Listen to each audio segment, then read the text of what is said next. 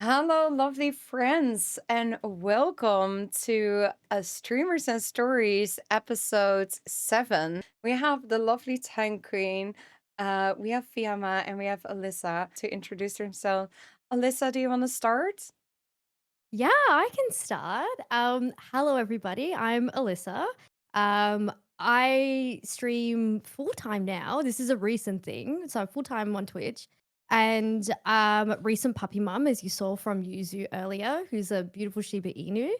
I describe myself as a glorified just chatting streamer because I yap a lot and I don't shut up. And then I sometimes twinkle in games as well. So bit of everything. Awesome, and thank you so much for being here. I'm so happy that you wanted to join. We actually met in Paris, so ever since at TwitchCon, I was like, oh, it would be so cool to do something one day, and here we are. So thank you so much for Yeah. joining. Thank you for Then, having me. yeah, do you want to introduce yourself?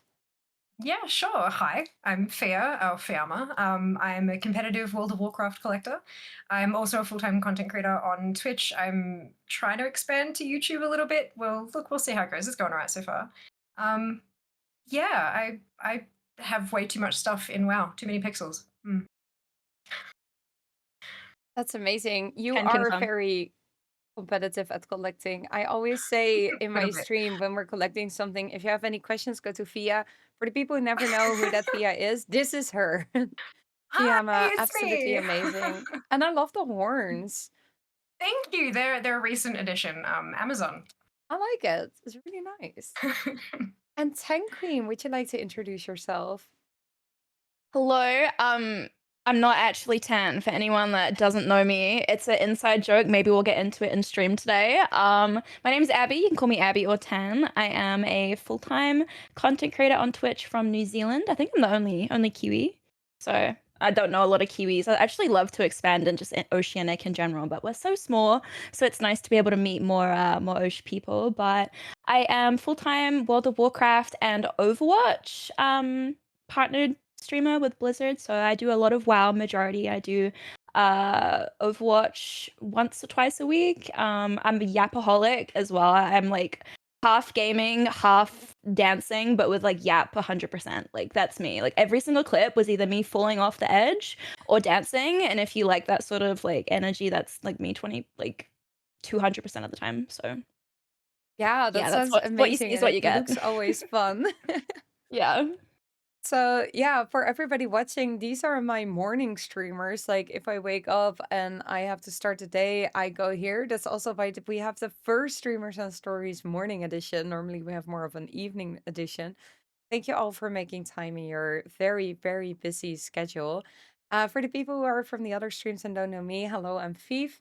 I'm a variety streamer with 40% World of Warcraft, a lot of talking and silly moments. My community calls me weird, and I'm starting to be okay with that. Um, and I don't know. I studied anthropology and I love talking to people and really figuring out their stories. So that's why we have streamers as stories. And I look forward to talking with all of you about things that are important to you all. And I would love to start with talking a little bit about gaming because we're on Twitch. Well, I mean, no longer the gaming channel, but also cooking and whatever all we do on here right now. But we are gamers. Uh, I would love to know what was the very first game you've ever played? Anyone who instantly knows the answer? I do. I love how we're all just like I She was hands like, up yeah, straight we away, like, know. yes. so often people have to Like origin think stories. about this. Yeah. Yeah. Via, you had your hand raised the first. So my first PC game, I was 2. Like age 2, 1, 2. Yeah. My dad worked in computers, like he did a lot of networking and building PCs and stuff for like corporate clients.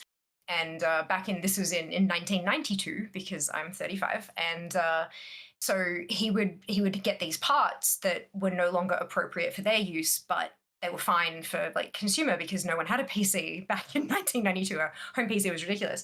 So he would get these parts and eventually he had enough to build one. And so we had a home PC. And the game that I first played was on MS DOS because, again, alt. And it was a game where you would boot it up and you would choose a picture of a dinosaur. And it was just like a line drawing of a dinosaur. You had T Rex and Stegosaurus and Triceratops and all the fun ones. And then it was kind of like the paint bucket tool where you could click a color and then click a part of the dinosaur and it would color it in. And so it was a coloring game in MS DOS in 1992. We didn't have a printer or anything. So you colored it in and then you just started a new one. And we have we have a VHS tape of me teaching my mother how to use it. Oh my god, that's so Iconic. cool. It's There's kind of, if I do say so myself, it's pretty adorable. Like so strawberry many blonde curls and layers. everything. I Sorry. was gonna say there's so many layers to that from like the PC to the fact you have a VHS to Mhm. like Yeah. yeah, I'm also I part of the repeat, 30s old. club. I'm so old. You're Compared to not like the old. Twitch Sorry, demographic. stop. I No. love your story, but Mm-mm. 35 is not old. No. Compared to look, whenever we go to like Twitch events and stuff like that, everyone is like 20s, like mid 20s and under, and I'm just like, how do you do, fellow Yeah, we've kids? Like met. I would never have guessed. Like, I thought you were my age. Legit. yeah, How and I'm how old not. are you, Tan? I'm 26. Okay. There's like nearly 10 years between us. Yeah, But that's I'm the whole thing. 32. It's people aren't old or closer. We're young. They're good. just Okay. their age. They're just people. But yeah, I Yeah, I think it's awesome that you had that first game experience. That's so cool. 2 years old. My God. I know. Yeah, we start them young. Mm. Who else? Alyssa, what was your first game? Tell me. Oh, see, I'm also part of the 30s club. I'm 32. Yeah, Also same. 90s baby. But I was more of a console girly. So my first was Donkey Kong Country on Game Boy Color. Wow, a classic. My auntie, I can't remember how old I was, but my auntie had a Game Boy Color, and I remember she introduced me to it for the first time. And there was just something about it that just really hooked me. And I was like, this is so much fun. It's colorful. It got me thinking as well, because there's so many different little hidden parts in all the levels. And then eventually I ended up getting my own for Christmas one year. My mum really wanted to make sure she got either a red or green one because Christmas colors. And I still Cute. have it and it still works. But yeah, Donkey Kong Country is like an OG love of mine.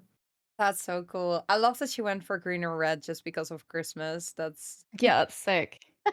She was very thoughtful, very thoughtful. She was very hesitant to buy it because my mum wasn't the biggest lover of video games for me personally, but sometimes she was able to cross that bridge a little bit. Slowly got better. I love that. That's so sweet. Mm. 10, what was your first game? So I was also a console girly. My dad is the gamer, well, was the gamer in my family. My mom has like never cared anything about games. She always just thought, back then, oh, guys play video games, girls probably don't care about it, sort of stereotype. So I kind of like, I wouldn't say I was introduced to it like later, but my brother's like a few years younger and he was already gaming with my dad on the OG Xbox when I first got into the original Xbox, which in chat, if you had PlayStation or Xbox, you got to let me know like which one you had because I feel like there's that whole like even today it's like which one's better, PlayStation or Xbox sort of vibe. Obviously now I'm a PC gamer, but back in the day I was like a diehard like Xbox girly. So my dad had, I think it was an Xbox exclusive to the Lord of the Rings Return of the King on original Xbox. Me and my brother played that like literally every single day after school. We'd come home, we'd be like, which level are we doing? Picking our character. Me and Legolas were like, we're tight, that's my man. So that was me, honestly. Like I was a big, just in general, I was a big console player. I had Xbox. We went from to 360 to the one. What was after one? I can't remember now. It's been a while. But yeah, I didn't get into like PC gaming until in my mid-teens, to be honest, because I was kind of like, yeah, I went through a stage in high school where I thought, it wasn't super cool to be a gamer nerd anymore. So I kind of like, hid it a little bit, like closeted gamer. So yeah, I was just loved anything in the console field. Yeah, I loved it. Still have some now, but that was me. Lord of the That's Rings, baby. And I awesome. literally wear like my necklace is from the set of Lord of the Rings. So I am a big, big Lord of the Rings nerd. Lord of the Rings is amazing. Oh, And I am PlayStation, by the way. I grew up having PlayStation. Now I have a PlayStation, a Switch, and an Xbox. So I kind of Mm. got into everything. And mostly I'm a PC gamer. But back then it was PlayStation. I had a PlayStation 1, I believe, then a PlayStation 2. Mostly Tony Hawk Pro Skater and Oh my SSX god. 3 were my Iconic. games. Yes. Yeah. So good. So I Yep. was I PlayStation. had a In chat, I PlayStation. see Xbox, No number. PlayStation, PlayStation and Xbox. The Series SX is, I believe, what you meant. Also an Mm. Xbox, PlayStation 2, a PlayStation 1, and Atari. Fair point. Via Alyssa, what did you have? Xbox or PlayStation or neither? So technically, I had neither, but my auntie had a PS2, which is how I got introduced to PlayStation games. Nice. I only actually had two handheld consoles growing up, which was the Game Boy Color, and for anyone that remembers this one, the Game Boy Advance SP, so the little flippy one before the DS. Yes. And any other console games were all like rented games that I would rent out from like Blockbuster or Video Easy. And then I'd like spend a weekend at my auntie's house just trying to see how much of the game I could finish. That's so cool. Uh, I And you, love that. Via? yeah. We started with an OG PlayStation, like no number attached, like the gray brick with the big chunky Oh, slots down the Mm. side. Oh yeah, that's oh yeah, cool. and it was chipped because we were broke. No, but we had my brother and I. We had Game Boy Pockets, the black and white ones. Had Game Boy Colors. He had a GBA. We had the little flip one, the DS, the 3D. Like we had a growing up, we lived on like a cul-de-sac, like a court kind of thing with like all the Mm. houses dotted around. There was us, our next door neighbors, and then the kids across the street as well. So between the three of us, we had the PlayStation 2 when that came out. Next door had the Xbox 360, and across the road had a GameCube. We think they coordinated. That was a really good Mm. neighborhood. Oh my That Yeah. god. was a Yeah, it was. solid We were very neighborhood. much a Damn. gamer. Yeah, no, we so we'd hop between the houses just every weekend. We'd be at somebody else's house playing whatever we could get our hands on. We Yeah, the new stuff. very much for a gamer sure. household, for Yeah. sure, for sure. Mum hated the video games as well, though. I managed to eventually one day she came into the study, like the computer room, and she was like, what is that music you're listening to? That's beautiful." I'm like, "That's World of Warcraft music," and she's like, "Oh, okay," and then like left. Oh She no. hated that we raided and wouldn't come to the dinner table when she asked. Mm. I Yeah. Solid. yeah. My brother played League of Legends. I played World of Warcraft. And my mom did not understand games cannot be paused. So with Yeah. dinner time, it was issues. Oh I yeah, feel like big that's the time. iconic, just like mom line. Like, can't you just pause it? Like But Yeah. it's because they keep every mom. asking. Like they actually Yeah. Could get a bit genuinely cold. think they can be paused. And then we made this Yeah. rule that she would tell us 30 minutes prior because my brother's league games would never be longer than 30 minutes. And then, of course, when she would say in 30 minutes, he would start one more game and then it would last longer than 30 minutes and it would still be late. And then, oh, mom's dinners and games. Yeah. Recipe for It's disaster. Yeah. Like I uh never played World of Warcraft or League growing up, but like for me, it was Pokemon gyms if I ever started that. Because Oh, once you jump into true. one, you can't You get can't out. stop. Yeah. That's That's it. it. Like you're stuck in there. Like you can't pause, do anything. but how long do those take? Oh, they can take forever. Because I They feel like can they're really long. Or not. they can take a bit of time. Yeah, Depends how Pokemon good gyms you were are. like PTSD as a kid, like not knowing back then, all the counters for stuff. I'm like, I'm just gonna take my cutest Pokemon and get absolutely rolled. And then we'd Yeah. have to like go to the interwebs and be like, how do I do this? Like me as a kid, just having no idea the counters Or of Pokemon the growing up. books you'd buy from the brick and mortar, like EB Games, Yeah. Alyssa, like you like the guide for every single zone and all the items you could find and where and the Pokemon you could catch and what levels and oh my god. I miss The those. lore goes Wait, deep. were you one that bought all those books? Were you such a collector Oh, already back then? okay, so story time. Here we go. Tell us. It's the right place for I'm it, sad. right? That's yeah, no. Pokemon's where my collecting started. They said gotta catch them all. And so I did. Yeah, true. They did say And then I that. kept going. And then but no, even Pokemon Red, I had the full 151, all of them.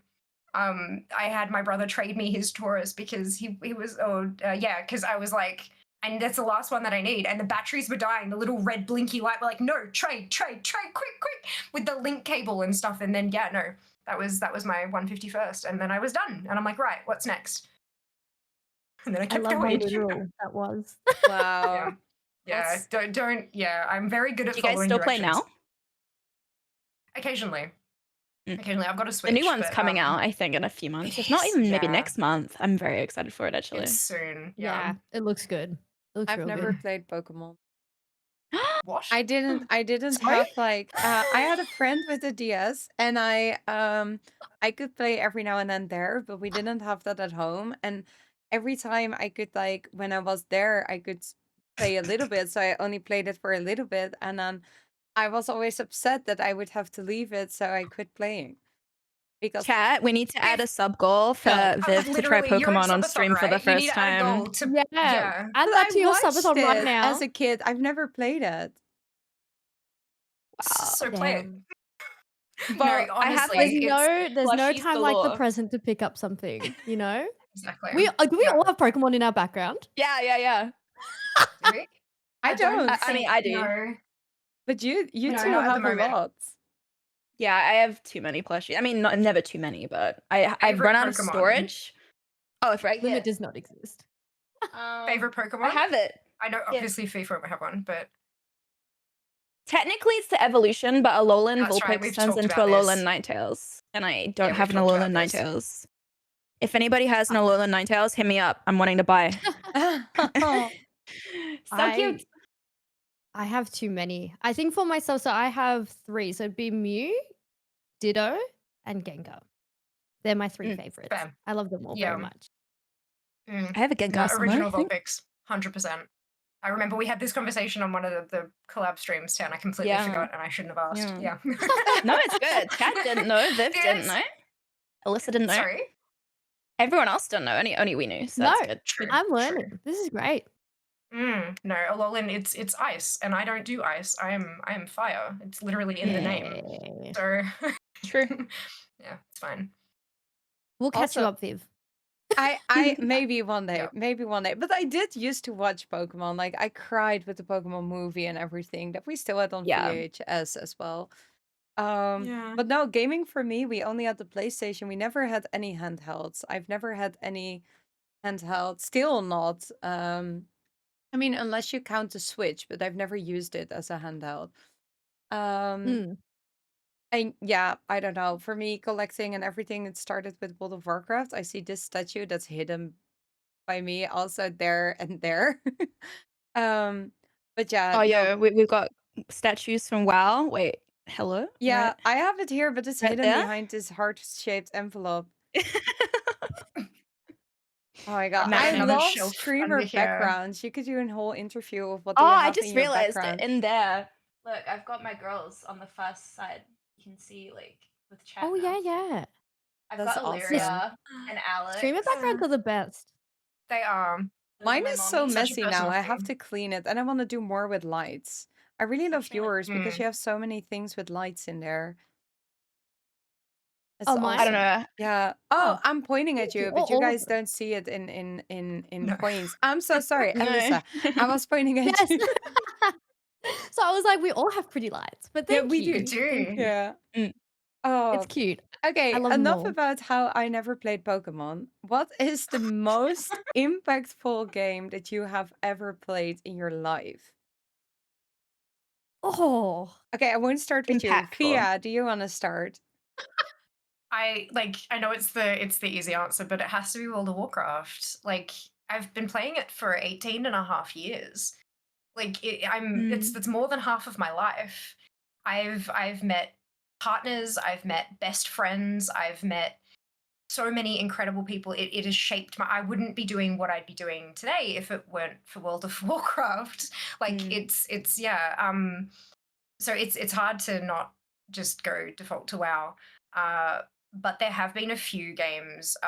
The one that really jumps to mind in terms of like maybe not like impactful across my life, but the one that really hit me in the gut. There's a game that was on Switch. It was like a little indie game called The Kids We Were. And it was the developer reached out a couple years back and was like, hey, we have this game. Do you want to play it on stream? I'm like, yeah, sure, why not? And we played through. It took us a couple streams, and it wouldn't have like it was like, oh yeah, it'll take you maybe 6 hours to get through. It took us like 18 because I had to keep stopping and just sort of taking a breath. Um, it was gut punch after gut punch after gut punch, and we just kind of sat there at the finish, like at the credit screen, just sort of chat and I just sort of sitting there like, what did we just what oh, like the emotional Mm. hits were insane. So yeah, definitely recommend that one. But no, yeah, World of Warcraft has shaped my entire life, which is kind of terrifying in a way. Mm. No, it's also It awesome. is. Like It is. World of It Warcraft, is. yeah, it shaped my life as well. I wouldn't sit here right now if it wasn't for World of Warcraft. And I So yeah, think we all have games like that. Also, Brie Cosplays, thank you so much for the raid. Welcome in.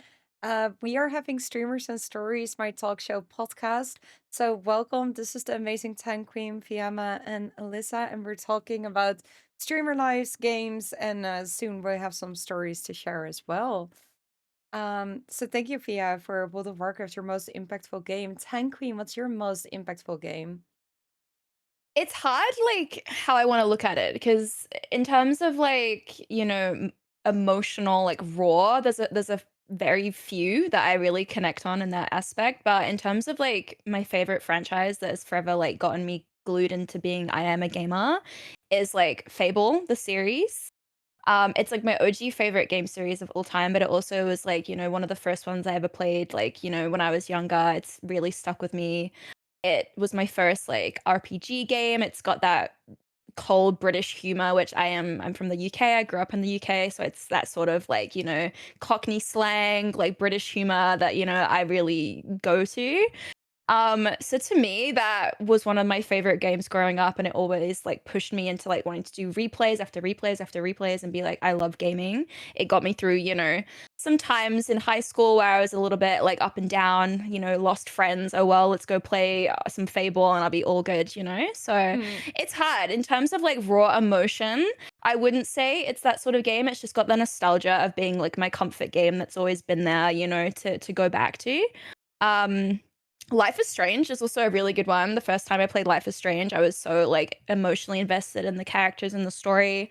So that's also a really good gaming series as well if you guys wanting and slow down and more like you're very, very heavily story based with, like, decisions that impacts, what's going forward. And I love games like that where you feel like you can really relate to a character and, like, something bad happens and you actually, like, you hit that, like, raw emotion. Because I said I don't usually feel that in video games. Like, I can kind of dissociate myself from, like, actually getting upset about stuff, but that's a good one as well. I've heard a lot of people are talking about the I think you played it as well, Viv, the Expedition 33. I have yet to Oh play my it, but god.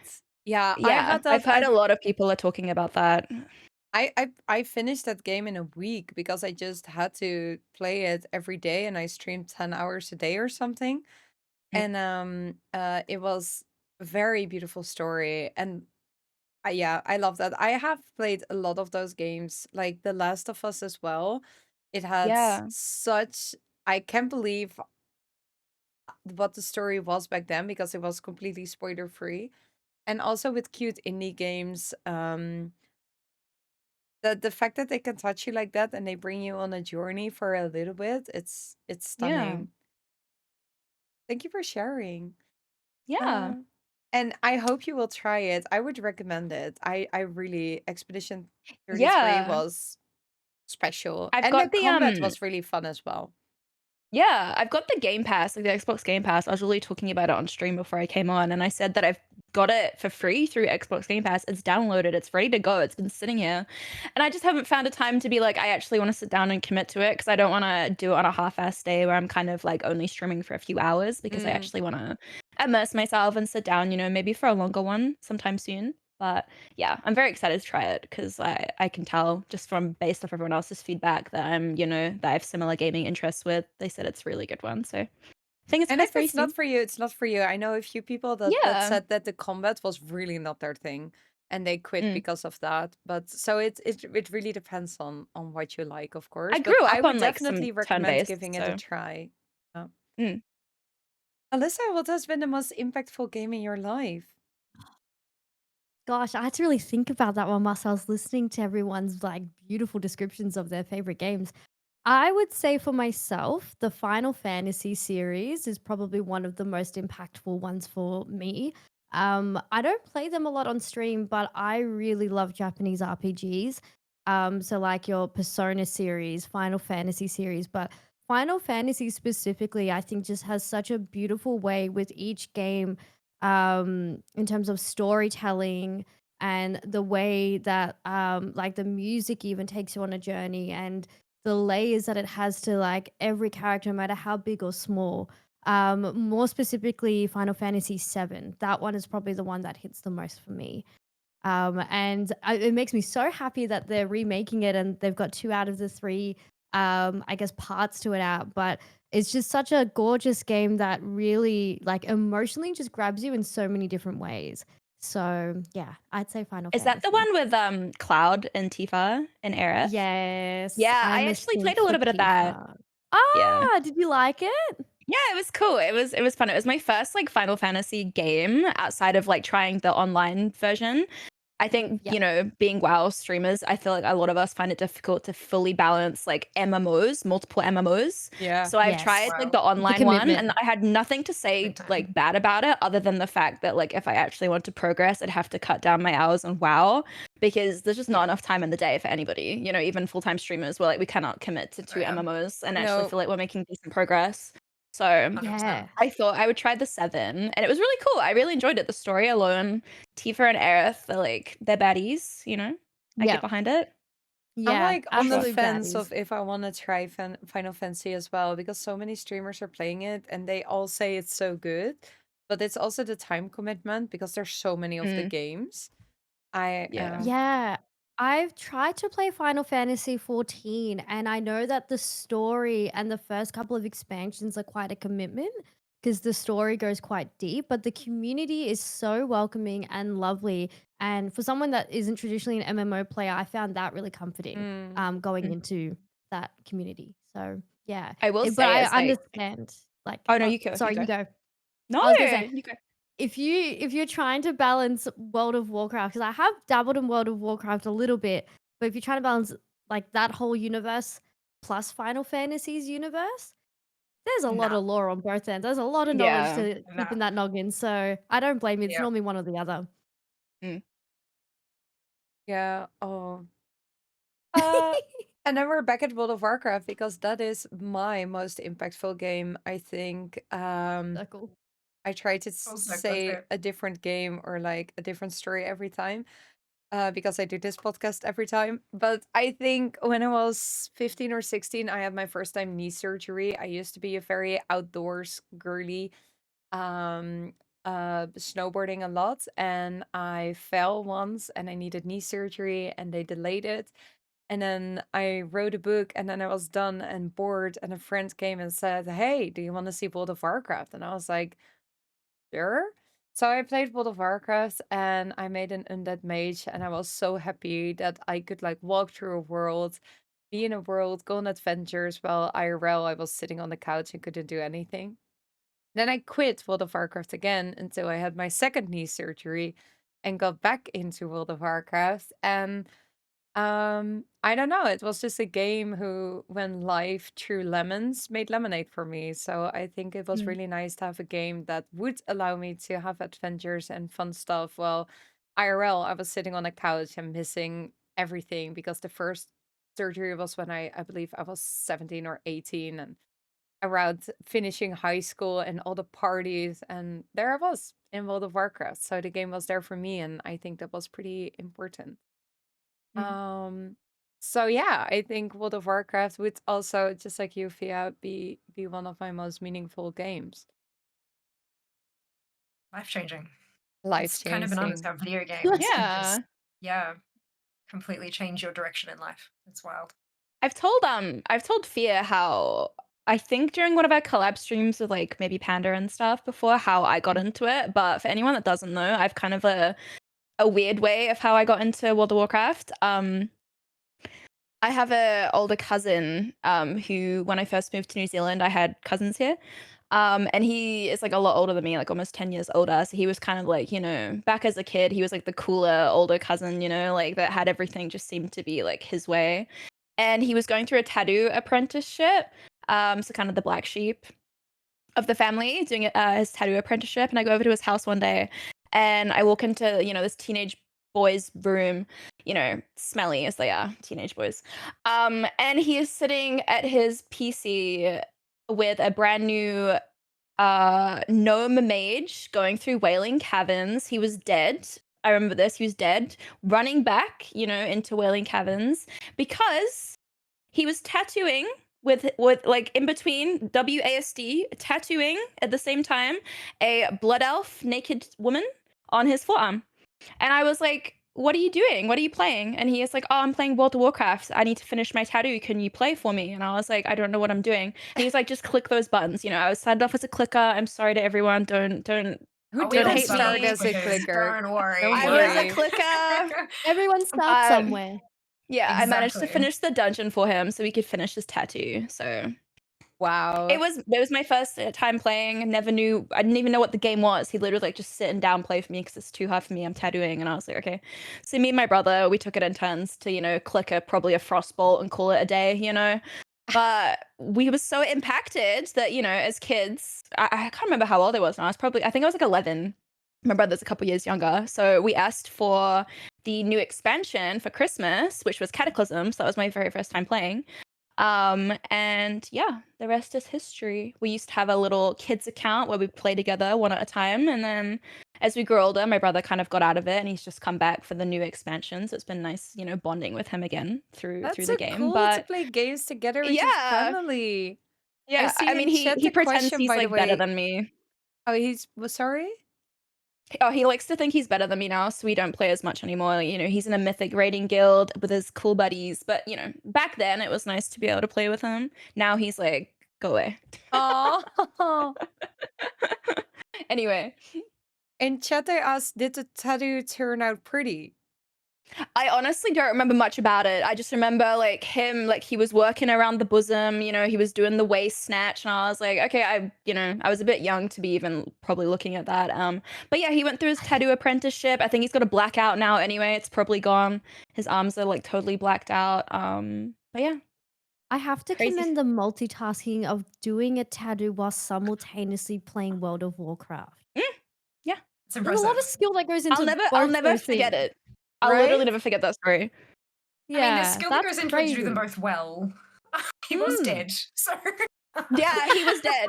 He was running back into Wailing Caverns, and then I'm pretty sure we logged out with us still like being dead at the res spirit healer. So we got Mm. through it in the end, but That's it a was a journey. crazy story. I absolutely love that. Thank you for sharing how you got into World of Warcraft. This was a story I would have never been able to guess. Yeah. Yeah, that's Everyone's like, crazy. yeah, we just like, we went to a midnight release or we saw it through a friend. I'm like, no, my cousin really pushed that onto me. He was like, finish it for me. I'm busy tattooing. And I was like, okay, sweet. Perfect. But yeah, he was Mm. a gnome, so that was my first character. When I got my own account, I was like, I'm gonna be a gnome too. And that was my first tune. Yeah, and that mage, when I saw the undead, I was like sold. Mm. Yeah, what was your first character? technically, so right, how I got into World of Warcraft, my brother. So he was playing during vanilla, and he had saved up his pocket money to buy the Burning Crusade expansion. And we spoke about mothers and games before, but Mum was so impressed that he'd managed to save up this money that she'd actually agreed to take him to the midnight launch of the expansion, which Ooh. unheard of. What on earth? And then a couple weeks before it launched, his wallet got stolen with all of his saved up cash in it. So no Oh, more money, and we couldn't afford because we were, single parent household. So mum couldn't afford to get it for him, and so he didn't go to the launch. I had just recently started working my first job, and so one of my first paychecks, I went and bought him the expansion as a gift, and it no. was the first time that My he God, hugged W. me of his own accord without mum telling him to, which I will Oh, always treasure. Impactful. my Oh, that's Right? heart. so It's super cute. So, gosh, how old were we? Lord, when did BC come out? Oh, long time ago. So I think so. I was 17, maybe like just like 16, 17, somewhere around there. And So when I gave him this and he gave me a hug and he's like, come, let me show you what it is. Because I had no idea. I just knew that that was what he wanted. So I got it. Oh. So he sat me down and he showed me there's a video of a bunch of EU guilds completing Naxxramas, which was a big raid back in vanilla, and it was spliced with footage from like Lord of the Rings and stuff to make it like really kind of cinematic and weird. Quality is trash. It is aged poorly, but it's still impeccable and still gives me goosebumps every time I watch it. So he showed me this video, and I'm like, right. So how do I play? He then went. He had like a camping trip booked with his friends for a couple of weeks, and so he went on this trip. And he's like, "Use my account while I'm gone. Play, have a play around." And so I made a character, and I started playing through. I was a blood elf and exploring Eversong Woods and going through all the things. And by the end of the time that he was gone, when he came back, I had my own account, and I made my mage Fiamma. She was a blood elf mage, and I started playing through, and I got to about level 20 or 30, and I'm like, hey, when do I get my pet? He's like, what pet? I'm like, my pet. When I was playing on your account, I had a pet. And he's like, mages don't get pets. What do you mean your pet? Like there was this little squeaky thing that would like run after me and throw fire at things. Where like, when The do I warlock get that? pet? He's like, you were playing a warlock, Yeah. not a mage. And I was like, See? so I picked the wrong character, like the wrong class, the second time round because I couldn't remember what it was, but I remembered there was fire, and I found mage, and it talked about using fireballs and stuff. And I'm like, that must have been it. So technically, my first character was a warlock, but I have mained a mage ever since. I've never switched mains, so I mean, I reckon it's stuck. That's huge. That's so cool. That's Oh. crazy, actually. Well, Not a technically, paladin. my Mm. first character was something else as well. Because technically, before I made an undead mage, technically, I might have made a night Technically. elf and played for a half a day before my friend came in and said, "What the fuck? That's the wrong side." Deleted my character and said, "We are a horde." And I Oh. actually forgot that memory, so I've always been 100% for the horde until Classic re-released. I made a character for a friend. It was a night elf because she's alliance. And then I was like, oh wait, I remember Oops. this zone. Yeah. And it came back Amazing. that for 3 hours when I was 15 or 16, I was actually alliance instead of hordes. Yeah. So yeah. Damn. I Alyssa, was you a s- horde main as a kid, I'm and like, then when I I came was back, it was crazy. Can I ask a question? yeah. What's the World of Warcraft expansion with pandas? There's like Mists of one that has Pandaria. Mist of That's the one Pandaria. that I've played. That's the Mo- only expansion I've Yeah, played. It was fun, but it people is. tell me that there are better ones out there. So might need to get some tips from you guys. I just Very really like opinion pandas. based. That's very The new one coming Yeah. out has housing now, Yeah. so we're all gonna turn Yeah, into cozy, midnight. like Yeah. it's gonna be Sims, Cozy but in World of cottages. Warcraft. This is Mhm. right So up my alley. I We're gonna love have a to. good We'll have cozy to do some sim. collabs. We'll have to show you around the Yes. world of Warcraft. yeah. What did you play in Mists though? What do you remember? What you like? What you I played? don't What you remember did? a lot. Were you a This was like panda? 10 years ago. Hmm? Mm. Were you a panda? Yes, I remember that much. I was a What panda. kind of what kind of things did you kill things with? How did you kill stuff? We'll try to Swords. figure it out. Me Swords. a Okay, warrior? that narrows it down a little bit. A Yeah, warrior? I just remember Remember? swords. I'm like trying to trigger my memory back because like my introduction to World of Warcraft was there was a group of friends that I worked with who were all like really into it and then they all had a period where they stopped. And then I Mm. think this expansion was coming out. And I was like, look, I just count me in. I like pandas. I don't know what I'm doing, but I'm down to have a go. And I just remember exploring as a panda, and it was really fun. I was like a samurai panda with swords. If that narrows Two it down to swords. anything. I love your I had Two 2 swords. excitement, swords. That and does I narrow love it down. how destined Hmm? Via is to figure out what you were. That's all I remember. Yeah. I'm like, what were the buttons you were pressing? Like, I'm trying to. If it was two two, swords was are it I working think out. warrior, I think. Could pandas be rogues? I don't remember if they could in mob. Chat. Oh, wait. Can The pandas be monk rogues? rings a bell. Pandaria monk? Monks Monks mean, don't that's use don't. They just use their swords. fists. Oh my Well, god! I Oh my god! Fiv, do you see Fiamma's mum in chat? That's actually my mum. Hi, Oh, Fia's that's so cute. mom. Hi, his Welcome. It's mom. actually my mum. In my chat, she's got a VIP badge so that people don't think it's trolls. But no, that's my hi, mum. Hello, Fia's mom. Welcome. That's Why is cute. It's actually TanQueen my mum. Superfan We were even talking a about you and dinner. sub? And an What? That's so funny. anonymous gifter decided to gift that. I didn't even know Oh, that was an cute. account. What? Damn, girl. And Queen I super mean, That's fans, I, hell I what's up can yeah. there. imagine Yeah. you have super fans because you're absolutely amazing. Yeah, Oh, I stop see it, it. guys. It Stop simply makes it. sense. Oh. No, thank you. Hmm.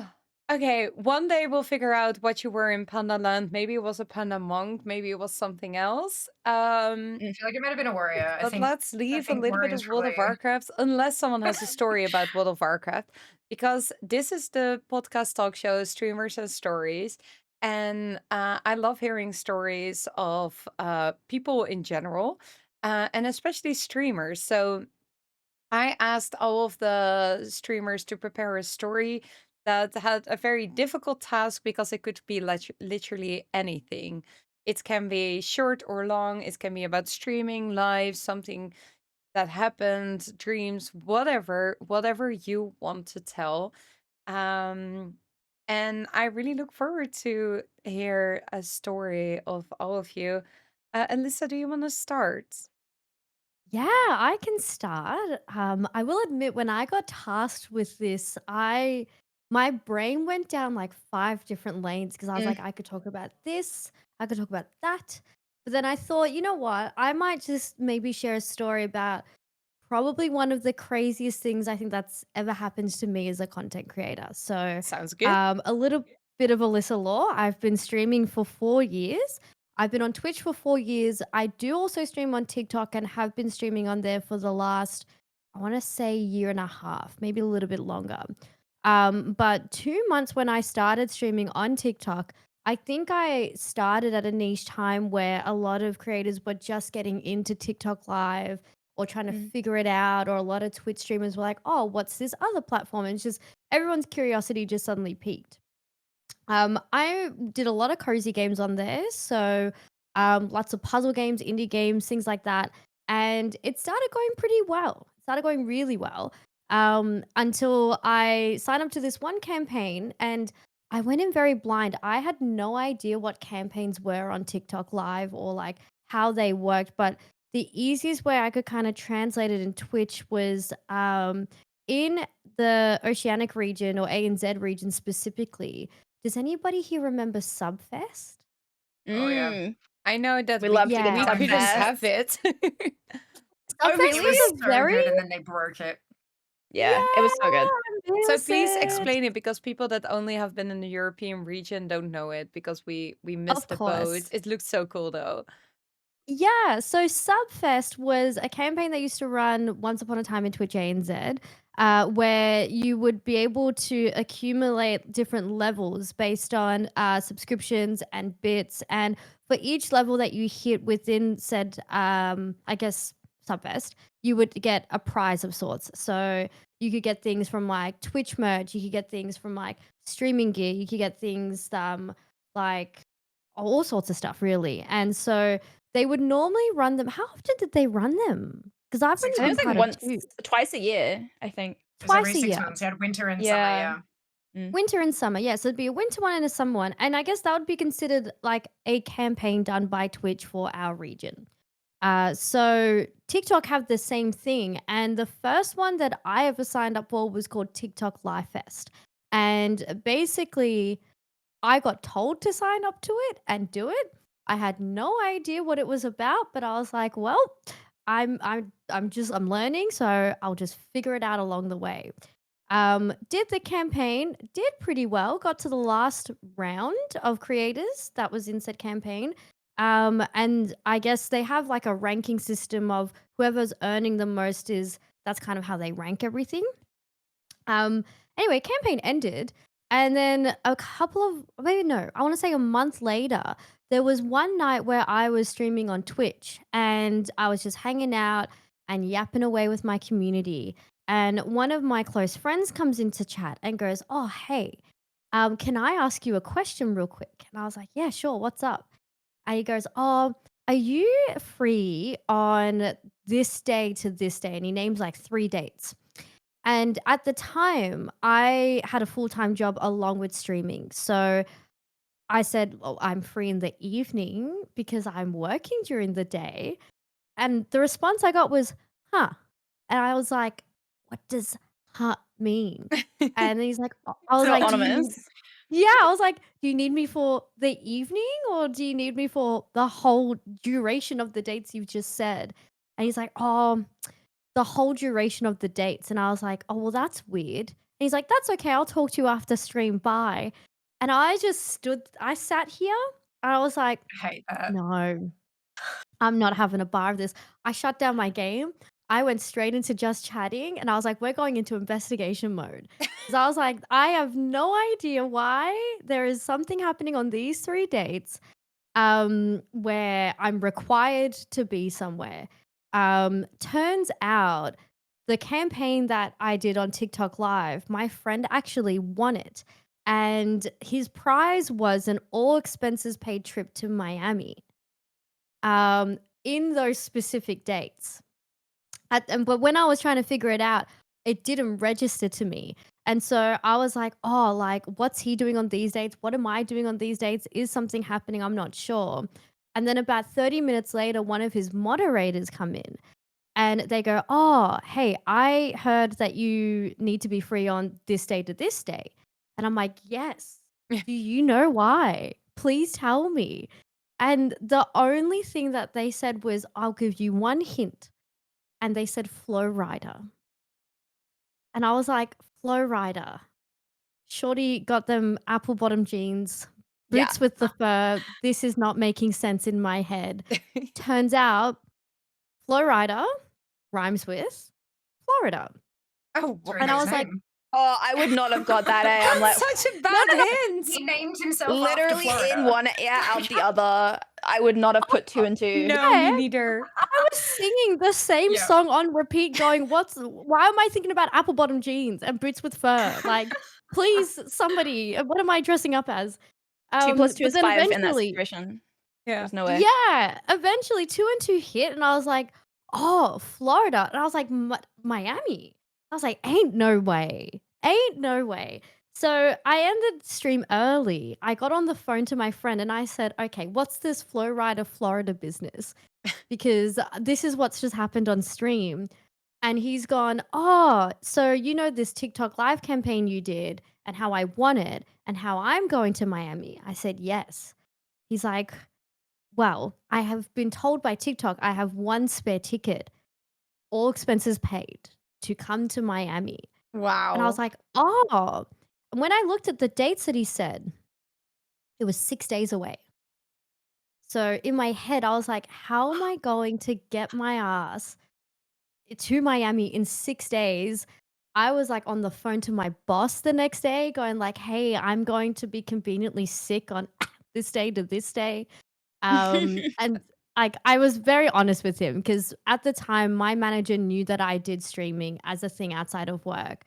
So he was very kind to let me have the leave, but then I was up trying to sort out like visas, pack a suitcase, figure out like some night what even the weather was. Apparently it was winter in Miami because this was in the month of January, but it was still warm. Very confusing. And then yeah, 6 days later, I was on a plane to Miami. Wow. That Living is at Yeah. large. wild.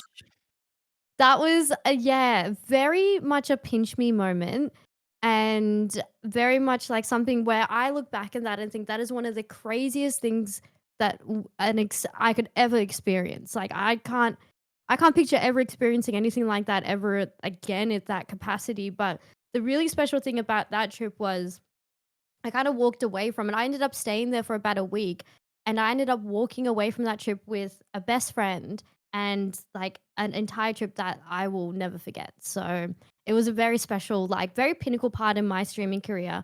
But very, yeah, very blessed to have been able to do that. It is so amazing that out of all people your friend could have chosen, Yes. it's Well, actually, Yeah. you. That you is would so have met. special. Do you remember at TwitchCon, my really tall friend Walkerman? Yeah, yeah. I Yeah. already assumed it So was about him. yeah.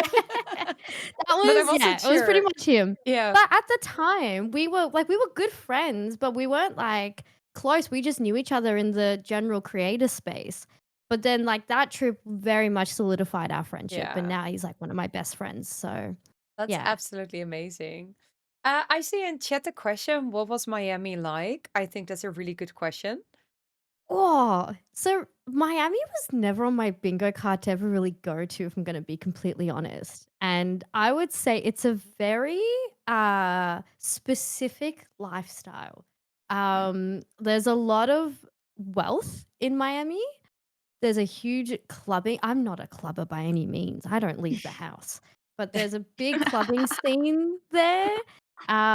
There's like really wide roads. The beaches are beautiful. The beaches Mm. are very, very beautiful. And yeah, overall, it's actually quite a nice vibe. But it is like one of those places where I felt out of place because I'm like, I'm no like gym girly who's going to Pilates at 10 a.m. and then getting their acai bowl to then go Oh, sit on the beach mood. and then like eat away with my toy poodle by my side, Okay. Mm. Yeah. Or I'm not like, driving down to my local grocery store in my fancy Porsche or anything. So very affluent lifestyle and very specific, but it was really fun just to explore. That sounds Oh, amazing. yeah. Yeah. Yeah. I love how Kind of a streamers culture always shock, say, I hey? don't leave the house. Oh, we Yeah. don't. Such a It's streamer time. thing. I like home. Yeah, Yeah. me too.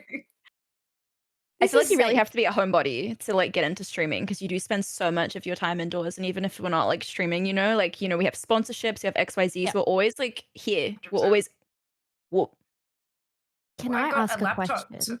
Yeah. Yes. Oh no, sorry, you go. Fee, go. I was going to say I got a laptop so that I could get away from my desk and still do things like emails and content and stuff like that. And now I'm at the point where I'm like, well, I can't leave because my laptop is underpowered and I can't edit on it. So I have to be here anyway. But yeah, no. Yeah. So please continue, Alyssa. When did everyone start streaming? Because I'm a lockdown prodigy. So I was already like in home doing nothing. And from Oh, Melbourne had one of the most like harsh lockdowns. So we were at home a lot, which I wasn't mad about, but we were home a lot. And that's how I landed here. Who wants to start lots that? of lockdown babies that started streaming back then. Mm. I've already been streaming 7.5 years. So I started to actually work on my Wow. English because it's not my native language. And I was doing the master in anthropology, and that one was in English. And I was super nervous about asking questions in class because I didn't want to talk out loud in English. And then a friend of mine said, "Oh, but you're entertaining and you game. Why don't you stream?" And I was like, "Huh, talk all day long in English to nobody." So that's how I started. And then the nobody turned into actual people. And then I got addicted to spending time here. And now I'm a streamer. Yeah. And you, Your Tan, how English long is have you been awesome. streaming? Sorry, For me? me, Oh, sorry, I didn't hear who it was. oh, sorry, no, 10. No, you go, please. Um, I started streaming officially in 2022, May it was my 3-year anniversary in May just gone. I started full-time streaming just under a year. It was like April of 2023, but I kind of was forced into it from like a bad job situation. It was like very toxic. So I'm glad that I at least had something on the side to kind of like push me into it. I started like part-time. I was full-time in dental nursing. So I was, the go-to girl that would have like I was gonna say the stethoscope, not a stethoscope, the suction down your throat to make sure you guys don't drown when you're getting your classic filling or your tooth extraction. Like they say dentists do it all. Like, girl, without me, you'd be choking. So give us something, you know what I'm saying? Like we run the show, honestly. But no, I was full-time doing that like 40 hours a week. And then I always like heard of streaming. Like during lockdown, I was wanting to give it a go, but my PC at the time was like really, really bad. And I said, like, if I do upgrade my PC, there is no excuse not to give it a go. So I used to watch a bunch of streamers and I was way too shy to ever chat and stuff in people's chat rooms. I've had my actual Twitch account for like a very long time. But I was always like too shy to chat. I'd just be like that avid lurker all the time. And when I finally upgraded my PC, I was like, I'm still full time. I'm never probably ever going to see it as a job. I just want to do it for fun and just see what happens. I ended up like somehow, because I think it's because Oceanic, especially New Zealand in general, New Zealand has like no streamers. So I feel like that was a niche that I kind of got pushed into, especially the time zone that we stream, because usually it's very early for EU, it's very late for NA. So like our time zone that I usually go live at is very like there's not as much competition, quote unquote, for viewership. So that also kind of pushed me into actually getting like decent numbers from my first like few months. And I was like, maybe this could be something. Hmm. Um, so yeah, I went full time after like almost about 11 months or so after, Wow. having a pretty bad like full time living situation at work, where they were just being very horrible to me. So I was like, I'm just gonna give it a go. If I can't make 3 months worth of like consistent like full time income and it's still a bit up and down, I'm just gonna, know how I'm doing, just drop back down to part time for a bit of fun again, and then find a normal job. But somehow it still kept me afloat all this time. It's definitely been like a dream job situation. I've always been like, just thank my lucky stars about it. If one day it doesn't pay the bills, and at least I could be like, I've got to experience this job because it's so amazing. The community is like one of the most amazing things. Obviously, you got your few oddballs and odd ones out and not so nice people here and there, don't get me wrong. But as a whole, the community that I know I've built, Viv's built, like Fiamma's built. I'm still getting to know Elysa, so I'll for sure come pop in and say hi to your community as well. But they're all just so amazing. And the fact, especially in the WoW space, there's a lot of mutuals. So like I can happily bounce between Fia stream, anyone in EU, especially because of the time zones. When I go to bed, I'll just go pop in and say hi. And there's a bunch of mutuals. We all know each other. So it's been such a nice experience just getting to know like the community as well. So very blessed to be in this Mm. job, to be honest. But yeah, 3 years. I guess that's a very long time of saying it. Very long explanation. Yeah. I've been streaming 3 years now. No, I love the story, and I'm so sorry to hear that you had such a bad experience with work, but I'm so happy that you have your community to lift you off and up and give you all that happy energy. That's Yeah. Yeah, how long have you been streaming? 9.5 years. I think you win. That's Nine I and a so know. half Yeah. years. That's Oh cool. my God, so your Yeah. 10-year anniversary is on the way. My 10-year anniversary is in February. And guess what else is probably landing in February? Midnight. Wait, people Oh, Yep. told me it's gonna huge. land in June. No, Some people on told me or it was before March. June It's 30. hella It's gonna speculation. be it's gonna be late Feb, early March. If I was a betting woman, I'd put money on it. You But yeah, need no, this for your anniversary. It makes sense. The stars yeah, need to it's align. right. Well, it's what Feb 26. Feb 26, I think, is my anniversary. We refer to February as fucked up February because firstly, I love alliteration, but also, so my immediate family unit, there's 7 of us, and a blended family. So 7 of us, and out of the seven, 4 of us have a birthday in Feb, myself included, and it's my anniversary of like my stream anniversary, and then it's Love is in the Air, which we don't want to talk about. So it's like it's a whole fucked up February is the thing, and so it's going to be even more fucked up in this coming February because I bet you we're going to have midnight. It's going to be my 10 years. What even 10. That's 10? No, crazy. Double digits is that's such an achievement, Oh my though. God. As somebody should be like, right. that's Like that's. impressive. We'll be there. I'll be there. We're gonna cheer you Yeah. on. I'll be here. Yeah, Yeah. double Thank digits, that's you. 10 huge. years. Thank you. Yeah, it's Incredible. a little overwhelming. But no, it's cool. I started streaming for guild recruitment. Hot tip, doesn't work. Nope, don't do it. Bad idea. Oh. We were like, no, we're gonna attract more people to our guild, and I'll stream the raids, and people can see what we're doing because people are always like, yeah, can I jump in with you? And then we'll recruit them, and no, it doesn't work. Cross realm wasn't a thing back then, and all that kind of. It was just a mess. So it doesn't work. But I really enjoyed it, and so I kept going. And what I streamed has morphed. Like it started out pure raiding World of Warcraft, and then I sort of started playing some other things. We did some creative stuff, like I cross stitch and I knit and I crochet, and then more variety games, puzzle games, story games, all that kind of fun stuff. And then over time, I was like, actually, I want to be a Twitch partner. And so I started paying more attention to my analytics, and I started kind of honing in on what was giving me the numbers. And every time I made a change, it was like boop, and then boop, and then boop. And then eventually, Blizzard reached out in my DMs on Twitter. I will never forget lying in bed, doom scrolling as you do when you first woken up. And then at the top of my app, it kind of pings Blizzard_NZ has followed you back. And I went, what? And I screenshot. I'm like, what? And then as I was sending the screenshot to my friends, I get another ping. They've DM'd you, and I'm like, what? Asking if I wanted Yeah. to be on the launcher. That's Wow. Like, saying, crazy. we've done some features and we've watched your content and we'd like to feature you on the launcher. And so I died, and then I woke back up again and I said yes, please. And so that was That is so cool. 2021, 22, somewhere That's around there. sick. That's so cool. Mm. It was wild. So I was on the launcher a couple of nights a week. Then it became 3 nights a week, 4 nights a week, and from that, Logitech reached out via Blue Microphones because they had a WoW Edition microphone and they wanted to send me that. And then they put me onto the Clash of Creator competition. If you guys remember, that happened a few years back.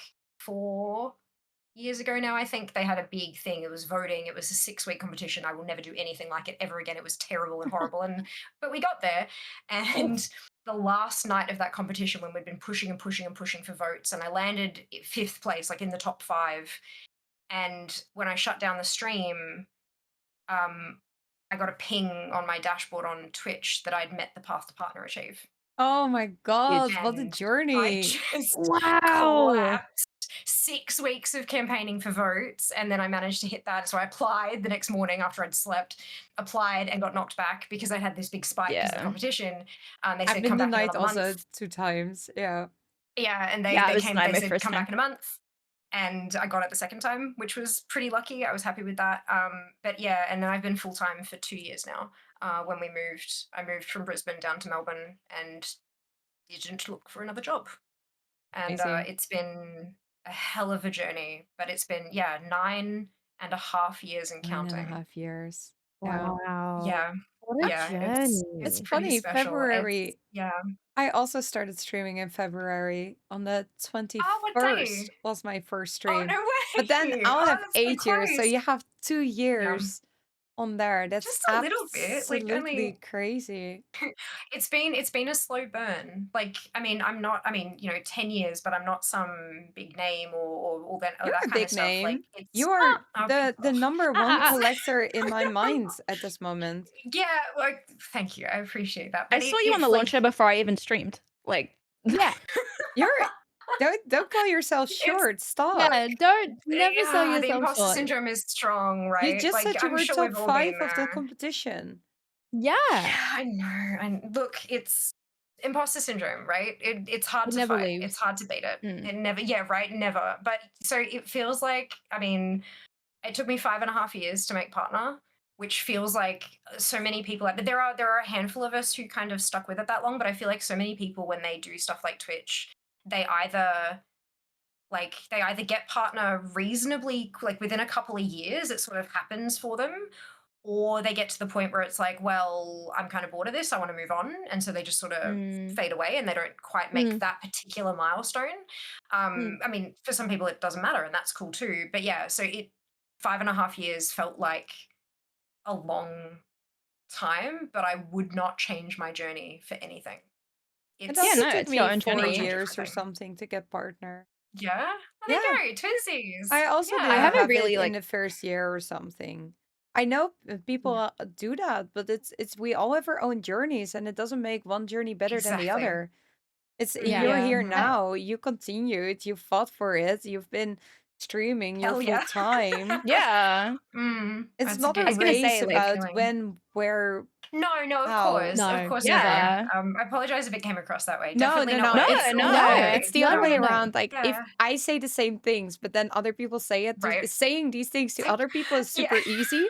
But ourselves, we're all like, Yeah. I right. don't know. We need to talk to ourselves like we talk to other people. Genuinely, Yes, it would make the yes. world such a better place. But yeah, I Yeah, have like I love it's oh, so sorry, you fun go. being everyone else's cheerleader and, Right? like, really Yeah. hyping everyone else up in the space yep. because, like, although we all are running the same race and we're all down the same lane, like, all of our journeys are not linear. Like, Oh, everyone's are definitely so not. different, and it's really fun and fascinating to just, like, learn about everyone's journeys and how everyone got to where they got. But then if Mm. anyone threw anything my way, I'm like an instant shutdown girl. I'm like, "Oh, Yeah. Yeah, Oh thank yeah. you." yeah. Like nah. Yeah. Yeah. I'm Yeah. just a girl. That's my Yeah. running joke with my community. Literally just a girl. Just a Every girl. time someone throws a compliment, I'm like, "I'm just a girl." Now, I was gonna say, Fia, like We actually have like polar opposite like ways in terms of stories of how like we both started. You saying, yours has been like such an amazing long journey. You've had all these like things over the span of time. I think, as I said, like because I started like just over 3 years ago. Mine, like as I said, because of the time zone, I think because of the niche of like being a Kiwi streamer, mine went like that right away, and I'm so lucky to have said that. But at the same time, like because I'm pretty sure mine was like 4 months that I got partner. And, like, I was not expecting it at all, but the thing is I wanna say, like, partner at the end of the day, like, obviously, it's amazing as a streamer to be like, "I've hit partner," but for streamers that don't have it, it's not something that, like, I have to hit partner to be like, I feel like I'm succeeding because, Oh, like, no, not at all. nothing changed for me, you know? Like, I just so happened to, like, at the time get, like, that niche number that was like, "Oh my god, like, I can't believe I'm hitting these numbers." But, like, 3 years on, it's not like that number has drastically been, like, skyrocketed since, you know? Like, I'm still sitting around the same average that I was. And I wouldn't say that's like a negative either. It's just like, you build your foundation community base at your own speed. And Oh, the for people that sure. are going to be here, I just hear like every stream, and as I said, like through partnership, Blizz was able to reach out to me and stuff like that. So that was like, how I met Fia eventually. Like I've seen her on the launcher and we did a couple campaigns and stuff. Yeah, we Um, finally got to meet in but what, April? yeah, yeah, we met in April as well. Blizz was Yeah, very kind to send me out to Sydney since I'm like the flew me only up like as well. content creator in like, the WoW space that through the The launcher Warcraft that there, yep. isn't in Australia. Yeah, isn't from Australia. So they flew me out and I got to like meet all of the content creators. So that was really nice. It's awesome. But yeah, I said That's like so we have such cool. different journeys and they're so cool in their own way, you Yeah. know? Oh, So yeah. that was really sick. I think it's also really interesting to point out, because how long have you been partnered now? It was 4 months into Um your yeah, my anniversary is next Saturday. The September 6th amazing is my 3-year partner anniversary. Yeah. 3. That's That's incredible. awesome. Congratulations. It's, Thanks. it's kind of interesting seeing because I mean, there's not that much difference. So I'm 4 and a bit years, right? So there's only about like a year difference in the partner thing. But there's such a different, like you said, that nothing really changed for you when you hit partner. Yeah. For me, a shitload of stuff changed.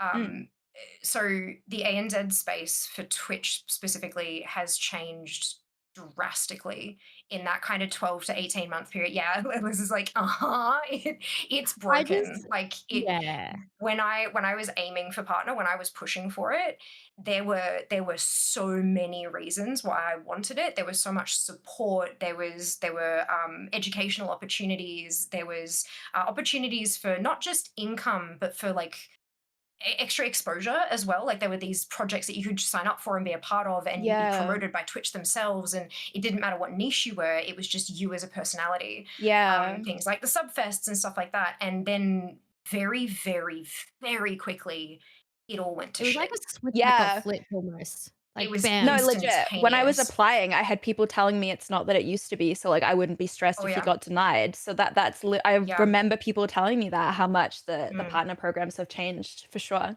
Yeah, Yeah. absolutely. So it's for folks now, I think I saw a message fly past a little bit earlier about advice for new streamers and stuff. Twitch partnership is no longer like this big lofty. I mean, it's amazing to have that. It's like the way I talk to people about it. It's like having an extra line on your resume. Like if you're Mm. applying for sponsorships and you're approaching companies to be like, "Hey, let's work together." Having that little check mark indicates to them that you've done something, you've got this thing that another third party has recognized. It's not just you being like, I'm very nice and chatty and I have a community. It's like a third party has said, yes, we like you, you're okay, we approve you, we verify you. So it's just another line on the resume. But back in the day, back in my day, it was huge. It was this massive, big, shining beacon of a goal that once you got there, everything just kind of jumped, and it really Yeah. did. But that's absolutely not the case anymore. So, especially I mean, in other regions, I think it might be a little bit different, but in ANZ, it's not like No, having it's here in nice, Europe, it's but it's also not it's the end just a game. tick in the box um, Yeah, at this moment. we had But what is happening and what is very nice is indeed the recognition, but also not only for other companies, but also for ourselves. Like, yeah. you got a little bit, Set we've yourself a been goal and working you so achieve it. hard, and then Feels all good. of a sudden you Yeah. get that partner check, and that means you got to another level. Like, I Mm, know enough people yeah, without a partner badge that are absolutely amazing streamers, and I love their content.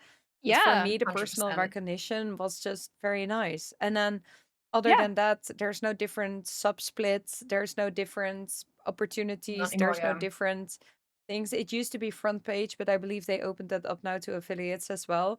Mm. So it's just Yeah, it depends on the region a it's bit, I just think. a Yeah. nice check mark. That's it. And It I is, yeah. I am very happy. Oh, and at TwitchCon the partner lounge. That is something that's really nice. We don't have TwitchCon That here. is Me that is a maybe good I'll Oh, go you shout. to guys I don't have mean, TwitchCon at TwitchCon, some So we don't sorry. point. even have No. no, that's all right.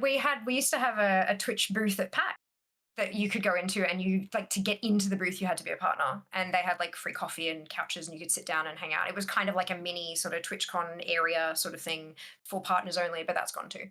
Oh. Like they've Yeah, I completely it's gutted it in really ANZ. funny reflecting on my time as a Twitch partner because I feel like so I got partnered August 2022, and I felt like I, like, managed to get the last little glimmer of what everyone was talking about Oh yeah. while simultaneously seeing all the change. Because all the stuff that Fia's mentioned, like, I remember I was on an International Women's Day campaign.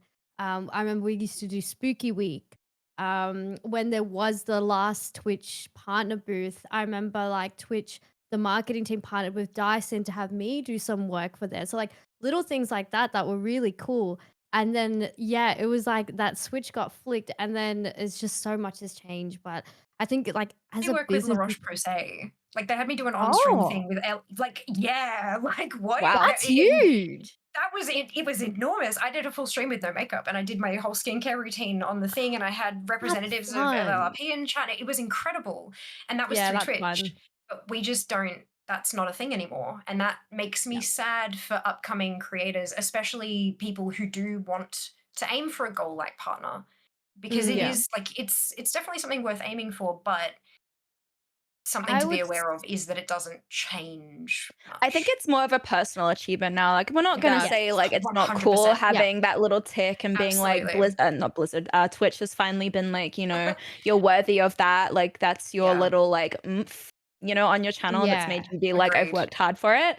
But it's nothing to like flex anymore. It's not like I'm in a better paying opportunity. That's all different now with the Yeah, whole tier one, tier two sub incentives. the What Plus they're called. I program. reckon Yeah, I'll the say Plus plus this, program. program. Yeah, like yeah, I think for like the way that I look at Twitch Partner is like you get what you put out, or you kind of make it what you want to make it.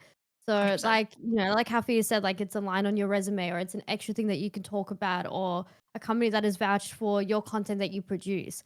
Like you can take that and you can do big things with that, but it's really what you make of it as a creator yourself. Yeah. Absolutely. True. Yeah, Agreed. 100%. Yeah. Thank you for this little How cool. detour in how long have we been streaming This and is So so long fun. tangent what do there. we think of Twitch Talking shop. partnership? I would Oh, love to go back to the stories. Via, would you love to tell the story you prepared for oh, us? yes, prepared. That's a word with many different meanings. Well, I wasn't okay. Me? So I went into this.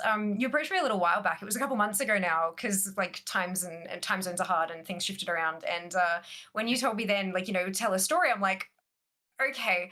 And I've been thinking since then. I've been racking my brain trying to think of like what I could possibly talk about, and I think I've landed on something that's really shaped who I am as a person in a way. So for those of you who don't know me, I talk about this a lot on stream, so apologies for my viewers because you're gonna have heard this before. But I have psoriatic arthritis. It's like a autoimmune-ish sort of thing. Like they think it's autoimmune, but they're not 100%. There's a whole thing, and I've had that almost as long as I've been streaming. It was not something. It's not something that you're born with or anything. Basically, there's a gene that I have that like 8 to 10% of the population have, and it can be triggered by next to anything. So you could have like a cold, or you could have a bout of gastro, and your body like rallies the troops to go and attack whatever's making you sick. But then once it wins the battle, they don't go away. They keep attacking, but now they're attacking your body. Hmm.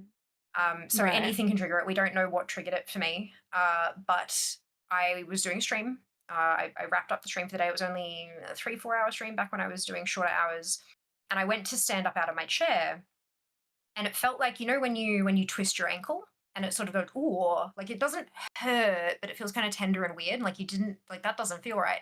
It felt like that, except in my knee instead of my ankle. And I kind of went, oh, that's odd. Okay, sure. But then I sort of just shook it out, moved my knee around a bit. It was fine, kept walking, still a bit tender, but it'll be fine.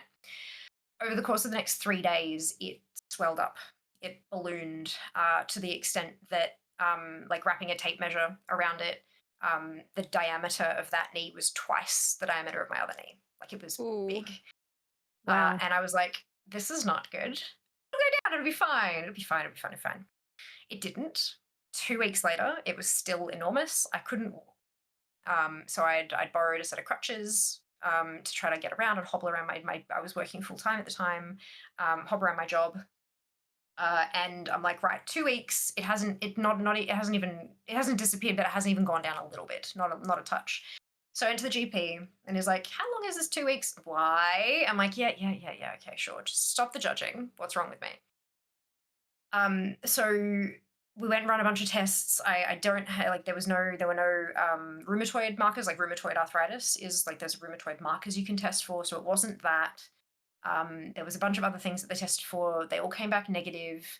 I won't go into the super duper details of I had my knee drained a couple of times. It was unpleasant. I Ow. know, squeamish things. I'm not going to go into it too much, because I've Let's told the not go whole too story. much into it, but Exactly. So I'm yeah. just going. It was So drained a many couple of faces are like, times. "Ooh."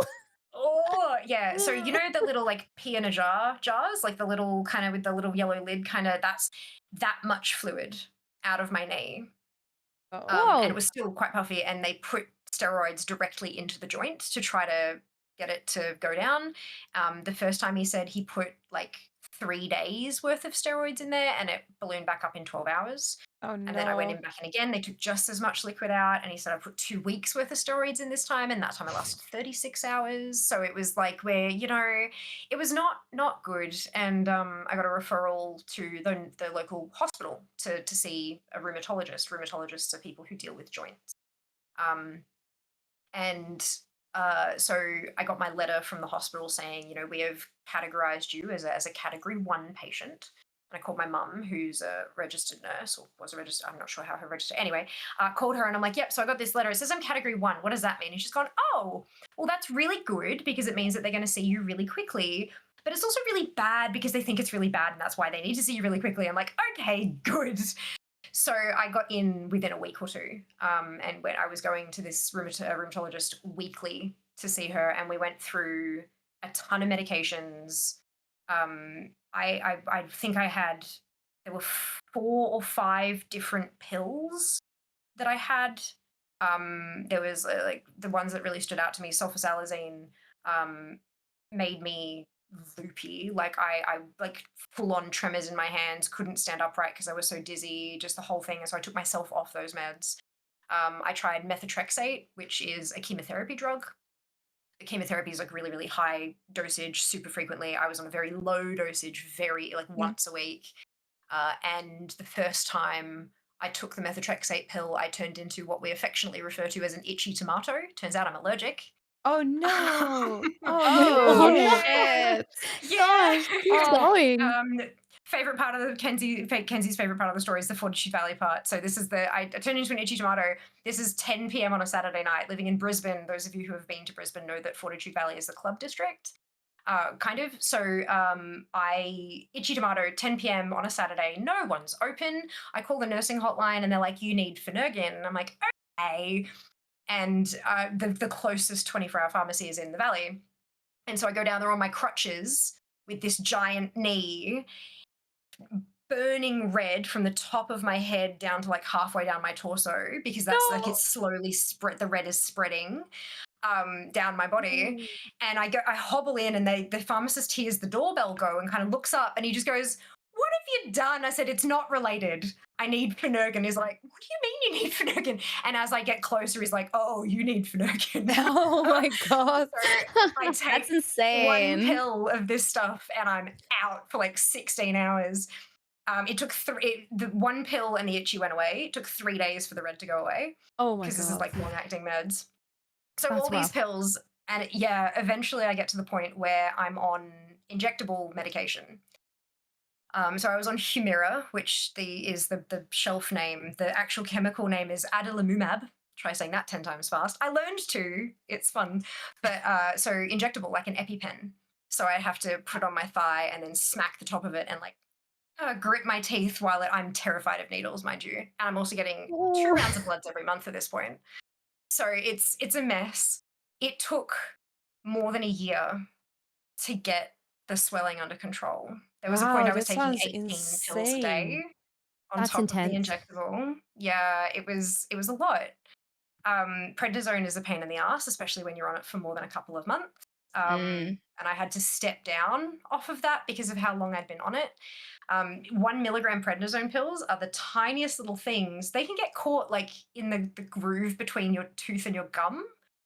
Terrible experience. But yeah, like through this whole, and I've got permanent damage in my knee because of how long it stayed swollen for. Then the Humira gave me multiple sclerosis like symptoms. I've got like patches on my body where I can't feel anything still years later. And also, the other thing, there's a thing in my brain because of what, like a side effect. It also gave me drug induced lupus eventually, which thankfully went away when I took the meds away. Um, all of this to say, go to the doctor when something's wrong, like immediately.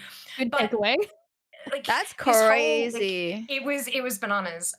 But this whole thing, it taught me, like before that, I was definitely the person who was like, oh, that's a bit weird, or that hurts a little bit, or whatever. It'll be fine. It'll be fine. It'll go away. I'll just pop some Panadol and I'll be good. But the whole journey with my arthritis and everything has taught me, like when people say listen to your body, it's like she doesn't talk. What do you mean listen to my body? That's ridiculous. What I've learned is that our bodies do talk to us. They just don't speak English or Dutch. Yeah. They do talk to us, but it's their own mystical, magical language, and you need to learn how to speak it. When you like going through and reading all of these medication booklets with all of the side effects that I need to keep an eye out for, all of the potential interactions, and all of this kind of crap that I had to go through. Um, Learning to listen to your body, it's a learned skill. It's not something that very many people have innately at all, but it is so unbelievably important, especially when it comes to things like content creation, right? We work ourselves to the bone. People don't necessarily see it because sometimes we're really, really good at masking, but we work out, yeah, yeah, that's it. We're all there. But learning to listen, like knowing, okay, well, I've got another 2 hours left on stream, but I don't feel right. Like, I need to not be on camera right now. I need Mm. to put food in. I need to get hydrated. I'm so dehydrated all the time. I need Oh, me. sleep. If you've just got that feeling like today is not the day to stream and that taking a day off is so you can't, like, it's impossible to do because who knows what's going to happen. But sometimes you need, like, sometimes we just need to listen to what our bodies need physically. And after all of that, once I'd gotten my symptoms under control, I started doing pole dancing, pole fitness. And what I learned about listening to my body translated directly into pole dancing, because you're doing these magical things with your body. You're contorting it into all of these shapes, and you're holding on. You're upside down in the air, holding With on your with nothing knee, but you the can back of do your that. knee. Yeah. Yeah, That's so That's yeah. cool. that's so I've always damn. wanted to try it, but I'll be the first one on You the floor, should. like, just No, but everyone you start on the laughing. floor. That's the best Yeah, bit. that'll be I'm right there with you You on the start. floor. Yeah. Yeah, you do all the magical stuff later. Like, I've been doing it for years, right? But that kind of like getting into a position and holding that, and some people, like, they're holding there and they're like, I don't want to go. I don't know if I can grip. I think I'm slipping. I think I'm slipping, but they're not. But that ability to learn, like that ability to listen to my body, I can sort of listen and be like, right, that is not a solid grip. I need to adjust that. But that, it feels scary, and I've never let go and only held on with that part of me before. but I can feel that the grip's okay because I'm paying attention to the physical sensations that I've learned to do through all the illness stuff. And Mm. that, I've gone from being completely unable to walk to being able to be upside down, making these beautiful shapes with this body that I hated for such a long time because it wouldn't do what I wanted it to do. And now it like master of my own destiny, and it feels damn good. Yeah, What an and inspiring that's my story of story. getting to know how to listen Yeah. to Mm, yourself. that's Yeah. Next so time I come over, inspiring. I'll have to hop on the pole and just see how I go, Oh you fuck yeah! know? I'm getting my home pole should be installed this week because I go to a gym Oh my and god. learn with instructors, but Oh, I've got one at home. I should have it. Hopefully, it should be getting installed this week, so I'll be able to do stuff that's at home. And I sick. can't wait to make pole content. I'm so excited. I've never, So, like, been a big gym girly, like, I definitely went through oh phases where, neither. especially, like, in my single days, when I'd have a lot more free time because men take up so much time. Um, you know, I used to go to, like, with my friends, like, to the gym, like, 4 or 5 days a week. We had, like, a personal trainer and stuff. When I had a PT, I was the most, like, into it. I've been for a long time, but I always saw those, like, TikTok people that do, like, aerial silks and stuff. Like, Oh, oh my so god. Yes. It's cool. That beautiful. is the coolest thing ever. Like pole dancing, Mhm. like aerial, like silks, such insane core. Like I could Oh never. yeah. Like I've just never had Oh, one of you those. could Like though. So you'd I have hate the to like gym. work, but You oh have I to same. hate the He was start gym. like, somewhere. never say never. Yeah. No, Yeah. like genuinely, I absolutely hate the gym. It's you go and you go. It's like the worst grind ever. You talk about World of Bloody Warcraft. It is the worst grind ever. You work and you work and you work and you work, and then you realize after 6 months that your body can't actually make abs like that anyway. Like what? Why? Mm, So with Mm. pole, the transition was I don't work for 6 months to maybe have an ab. I go into one class and I walk out with a new trick, a new shape that my body can make that it couldn't Mm. before, and that's my instant progress. It's gamification. Yeah. I mm. get my instant swing achievement, and I can walk out of there happy. So yeah, no, pole is 100%. That's sick. That's so Yeah, my cool. And name's now Abby. So I used to joke at the gym that Abs wants abs, and she never got them. So Love it. But who knows? yeah, Maybe see. silk will be your thing. I had a friend who did the silk robes, and she said the first 10 classes were absolute hell. And then the 11th class, she was like, oh my God, I did a roll. And it was so cool. So just go do it if you want to. And you have to start one day. Yeah, for Gotta sure. start everyone somewhere. starts somewhere, right? So, Yep. like, you can only get better from your last attempt, or at least, like, just practice. Exactly. I guess repetition works. So, Yeah. yeah, never say never. Never say I feel like Just never. here it's definitely like opportunity. Like compared to Oz, I guess you guys have so much more opportunity in terms of like your place is just so much bigger. Like in my city, especially, I'll Google Yeah. something if I want to go to like I don't know. I'll even type in like a restaurant for like a certain cuisine. The closest one might be like a 30-minute drive, depending on, what I'm Mm. after. So everything is just so far away here. Like, I'm in one of the biggest cities too, and sometimes you'd have to, you definitely have to go out of your way to do stuff. So and as I said, I'm a homebody. true. Sometimes if I see it's like a 5-minute jog, I'm like, I'll do it tomorrow. I'm definitely I'm definitely like Yep. that sort of gal sometimes. So sometimes, well, yeah, when the opportunity is just not next door, I'm a bit put off, which is why, as I said, like it's definitely like it's motivation that is like one thing that I'm definitely like sorely lacking sometimes, depending. But Same. Yeah. never say never. Who says? Maybe 2026 will be my calling. Who knows?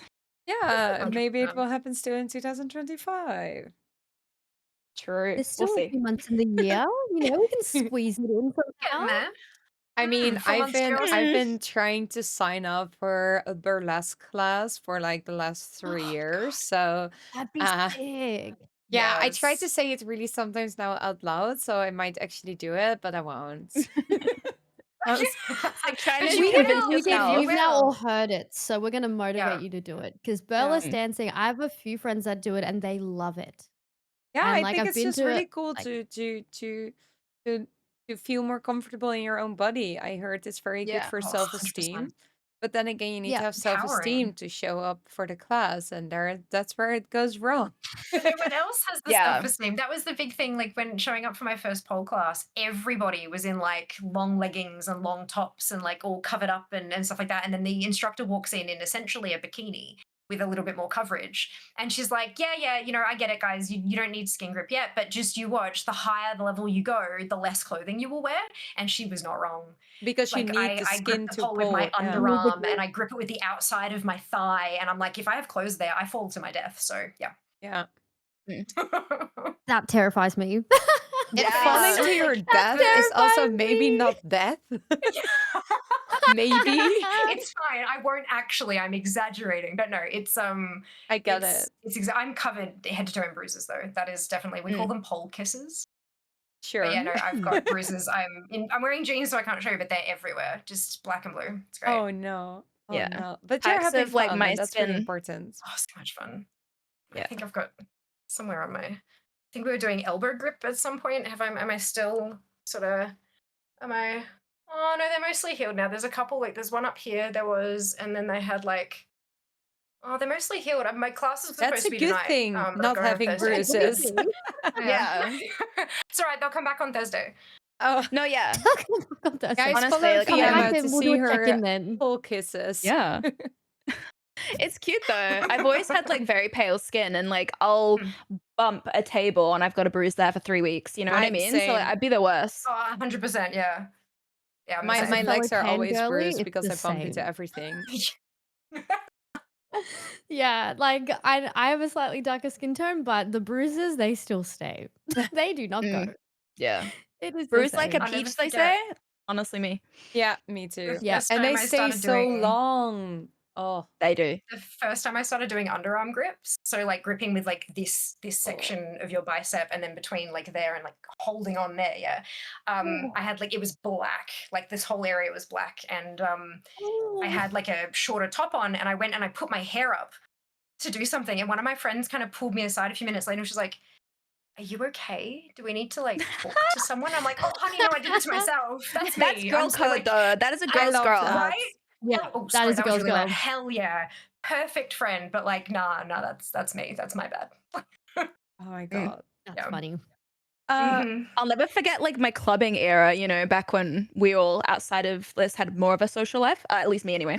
But like the 18 to like 22, 23 era, even like, you know, maybe 22, going out like with my friends after, you know, a 40-hour week, you know, 2 to 3 nights a week clubbing sometimes, because you know we would have this in our mindset where we'd just spend our entire paycheck on one night, because you know that was what socializing was, I guess, in your early 20s. That's what we did. But like I used to literally have a bet with my friends, like how many bruises am I going to wake up with tomorrow, because we, you know, wouldn't, you know, be irresponsible. We definitely have a few tequila shots, and then next minute we're waking up the next day at, I'm either at my friend's house, she's at mine, we'd be like counting our bruises. Like I'd be somehow like, you know, my white shorts are covered in mud because I've fallen outside the club and I've got a giant bruise on my ass. Like nothing's changed, honestly. I just don't club as much anymore, but I still have those stories where I'll be like, why, how did this bruise get here? And everyone's like, I have no idea. So I heard this story because I have the same where I'm covered in bruises and on my legs and everything. And then I read that if you're super clumsy, it is such an oh me. automatic movement that you walk into something that your brain no longer registers it as an event, but it's just your day to day. Just like you forget that you brush your teeth and stuff like that. Clumsy Mm. people forget the times they accidentally walk into something unless it like really really hurts. Um, so that's why we don't know where we got the bruises. I do have a few like on my leg. It's always exactly at the height of the table. So I think I walk into the Yeah. table a Feel like you little bit. found the culprit. I know exactly that one. Like I see it and I'm like, oh shit, I walked into the table again. So Yeah. yeah. God, there's nothing worse than the corner of a table though. Like that shit feels like a gunfire. Yeah. Oh my Yeah. god. It is. Yeah. It is. Hey Ten, do you want to tell us the story you prepared? So I was like umming and ahhing about this. I was literally telling my community because I was live right before I came here, and I was like, guys, like I'm a little bit nervous because like I'm such a chatterbox. I don't know if you guys have like, I can easily jump into conversations if it's free flowing, but the second someone's expecting something of you, I'm like, what? Like I am like, I go mute, like my brain literally turns off. So like you guys were like, oh, I had this idea and this idea, and I'm like, have I done anything in my 26 years of living? Like I literally could not think of anything. So I just thought I'm a person that likes to enjoy a laugh. Like I'll happily crack a joke at myself at my own expense because I know like I've had some embarrassing moments in my life, especially my Twitch career as well. Like I'm happy to take a joke and laugh, you know. So I was gonna tell the story of TanQueen, like why my name is TanQueen. I'd Apologies, love you know, to as learn Fia said, that. my community has heard this story before. I have probably mentioned it, but just for anyone that hasn't either watched my stream before or you know hasn't popped in regular, you guys will see if you are a community member, one of my most asked questions as a first time chatter outside of, you know, random ish, you know, replying to whatever I'm saying is why are you white? That sounds bad, but like, why are you not tan? And I'm like, I get it. My name is TanQueen, but like some people are genuinely curious, you know, like, oh, why is your name this? And some people are like, you're not tan. Why is your name that? I'm like, I get it, caller. You don't need to tell me twice. I know I'm born very, very pale. So, basically, the origin story of my name actually came from my final year. No, not final year. My second year of high school. So I was 13 years old. I want to say. Um, Justin Bieber swept the universe back then. Probably still does now. He's whew, daddy. Anyway, he basically was in like his prime at that age. My best friend and I had gotten tickets to go and see him in New Zealand in my city. It was like his first time coming to New Zealand as well. So it was kind of big, you know. We're kind of in the middle of buttfuck nowhere compared to the rest of the world. So it was kind of like, oh my God, he's actually coming to see us. We were super excited. And the show that we'd booked was my actual birthday. So I was like, you know, I was turning 13 years old. I was like, oh my God, like, this is it. This pinnacle moment.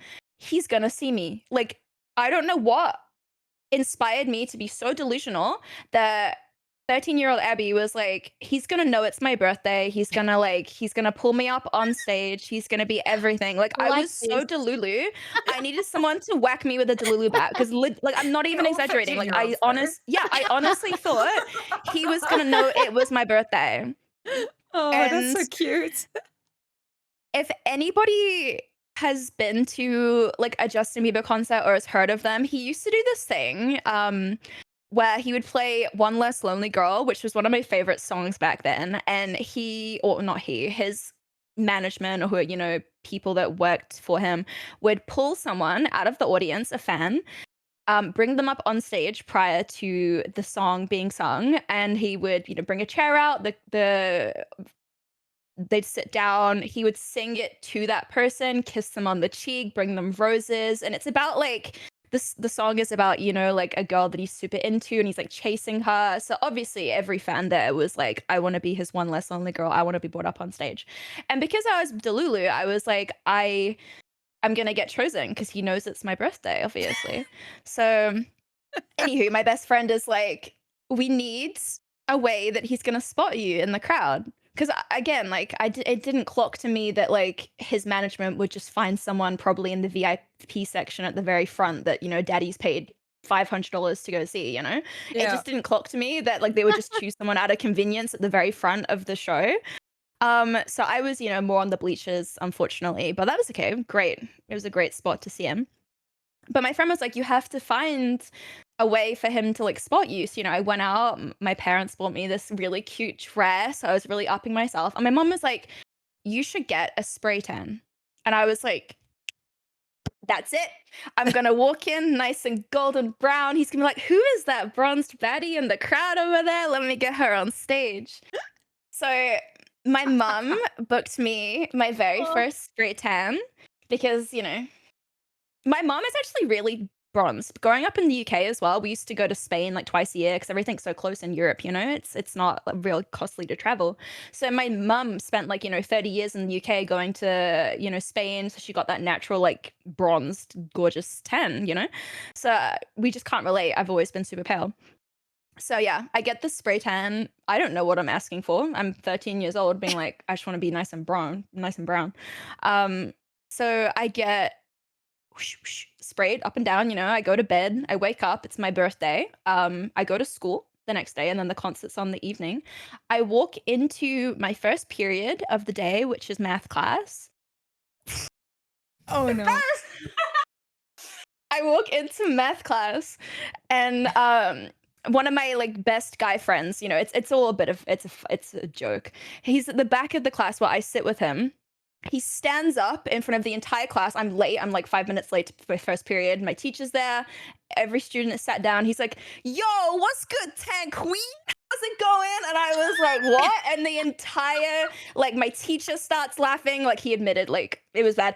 Everyone was laughing, and I was like, "What?" Like I was bright fuck orange. Like I'm not even exaggerating. Like Of it course was you were. so bad. Oh So Whoops. no. especially because like this is my natural skin color. I went like 50 shades. Oh Like no. it was like bright orange. Damn. It was not Oh. natural looking at all. So I basically like was emotional. I like went home crying on my birthday. I tried to get in the shower and like scrub it off and try to make it look more natural. And we still went to the concert, you know. I was looking a little bit better. We took some photos. I had like my makeup done, so I was definitely feeling a little bit more confident after that. But my friends, like my guy friend, meant it like, you know, all in good fun. It was just meant to be like a poking laugh sort of situation. But I think it's because the entire class was like staring at me as well. That like little me was like, oh my God, what has happened? You know? So I went home the rest of my birthday day and didn't go to school. So yeah, we went to the concert, took some photos, and then the song starts, and I'm like, why am I not on stage? Like, what's happened? Turns out, you know, another girl from the front audience gets picked that's in VIP. Get this. I'm segueing for a second. Years later, when I was in dental, right? Like the job I literally like was doing right before I started full-time content creation, my hygienist friend who, you know, does professional teeth cleaning if you guys go to the dentist, um, we're the same age. And I'm just telling her about like my Twitch streaming and TanQueen and why my name is TanQueen. So I'm telling her the Justin Bieber concert story. And she's like, wait, what? And I'm like, yeah, like Justin Bieber didn't pick me as his one less lonely girl. And she's like, can I say something? And I'm like, what? She's like, that was me. And I'm like, what? And she's like, The full "Yeah, that was circle me. moment. That was me." Like, I went with 2 of my best friends, and we all had, like, matching outfits on, and, like, one of the producers, or, like, what are they called? Like, the No. people, showbiz people, like, found her group of friends at the front row of VIP and asked, and she was like, yeah, of course. So like she literally went to her personal Instagram, scrolled down, on one of her very first posts is her friend taking a photo of her like on the big screen of Justin Bieber kissing her cheek with like flowers in her hands. And I was like, you just destroyed that part of me that like I wished I was Oh you. no. And she was like, that is the Oh, craziest like 180 moment that we just like I wow. just pieced together this like massive part of like, you That's know, my crazy. upbringing. But Wow. anywho, obviously my birthday passed. I still enjoyed the concert. It was all fun. But basically, like ever since that day, like my friends in high school would just jokingly call me TanQueen. Like that was like, you know, my little gamer name on Discord before I ever got into Twitch. It was like my Xbox game tag. It was my Leavers hoodie. Like we had Leavers hoodies at school in our final year, and I had my nickname on the back of it. So yeah, like when I went into Twitch, I was like, I feel like I'm gonna get people ask me this. I've made a little command to make it easier, but like, yeah, that's just been like my nickname for as long as I can remember now. And if I'd not had that, I don't even know if I'd have a nickname like for Twitch, to be honest. I'm trying to think of anything else that's actually like kind of solidified that kind of like part of me, you know, to call like for a nickname. Maybe it would have been like my WoW character for all I know, but good I old Luna, absolutely shout love out this my story. hunter. This is a great Yeah, So story. good. Yeah. that's basically like I was trying to think of anything like cooler to say in terms of like originality, but I'm like honestly, like people always laugh when I tell them that story because like it just started as like a joke comment between a friend and me just turning orange, and then all these years later, it took me like throughout the entirety of high school, and then after high school, and then into my like Twitch career now that like the fact that like he invented my nickname that is now like the face of like my own like Twitch brand. He's literally jokingly being like, I need royalties, and I'm like, bitch, I know. Like I know. So yeah, that's me and why my name is TanQueen. So if you ever forget, just exclamation mark name in my chat room and the paragraph shall come up and you can have a laugh again. And yeah, It is not because I'm actually awesome. 10. It's because I Beautiful. was orange. Yeah. Absolutely an amazing story. And I love how delulu you were as a 13-year Oh, old. honestly, Oh my I God. that needs to be studied. Honestly. It's That's crazy. that's Literally. so funny. Oh my God. Um, Thank you so much for sharing your stories, all three of you. You already mentioned at the start of your story. Also, for someone who said I couldn't think of anything, this is an absolutely great story. So thank you again, and you had nothing to worry about. You mentioned your whole streaming career at times can be a little bit funny or laughable. I would love for you all to think for a second about one of the most funny or embarrassing things you had as a stream. And also, I would love to ask Chad, could you maybe write down first a name about who the story is and then a moment that you thought was very funny or embarrassing from the streamer that we would love to share for a little bit. Alyssa, have you experienced something a bit funny or embarrassing on stream? I'm a walking joke. Like, there are so many things I could think of. Okay, I would probably say one of the most memorable ones that my community love to, poke at is my inflatable broccoli costume. So I have this costume that's like a giant broccoli and it blows up to be like it's very big. It's very silly. But the way that I acquired it wasn't like it's somehow just gone on quite the journey on my stream. But it all started when one of my friends came into my stream one day and as a joke said like, "Oh, if we reach Alyssa's sub goal for the day, Alyssa has to take me out on a date." And as a joke, I was like, "Well, I'll take you out on a date. I love taking people out on a date. Absolutely, I'll wine and dine you for sure." And then the sub goal got hit, and I was like, "Oh, damn. Now I need something nice to wear for this day, don't I? I really need to show up, look my best, make sure I'm taking you out and I'm like, giving you a full experience." For some reason, my entire community landed on this inflatable broccoli costume. And they were like, "This is what you need to take on this date. Like, you need to wear this." Now, mind you, my friend that I was taking out on a date lives in Sydney, and I was planning to go to Sydney within a couple of weeks. Next minute, my community ends up funding this whole thing. And they're like, "Sick, you've got a beautiful costume ready to go for your date and like you're all sorted." And I was like, "Okay, um we can yep, I'm committed to this. You've all committed yourselves. We're gonna make this work." I then get it in the mail and I was like, "Why don't we just do one stream where I try this thing on and just see if this is like a viable thing to wear outside?" Because maybe this might not be like if I rocked up to a restaurant looking like a steamed broccoli that's like yay big. I don't think they'd probably let me in.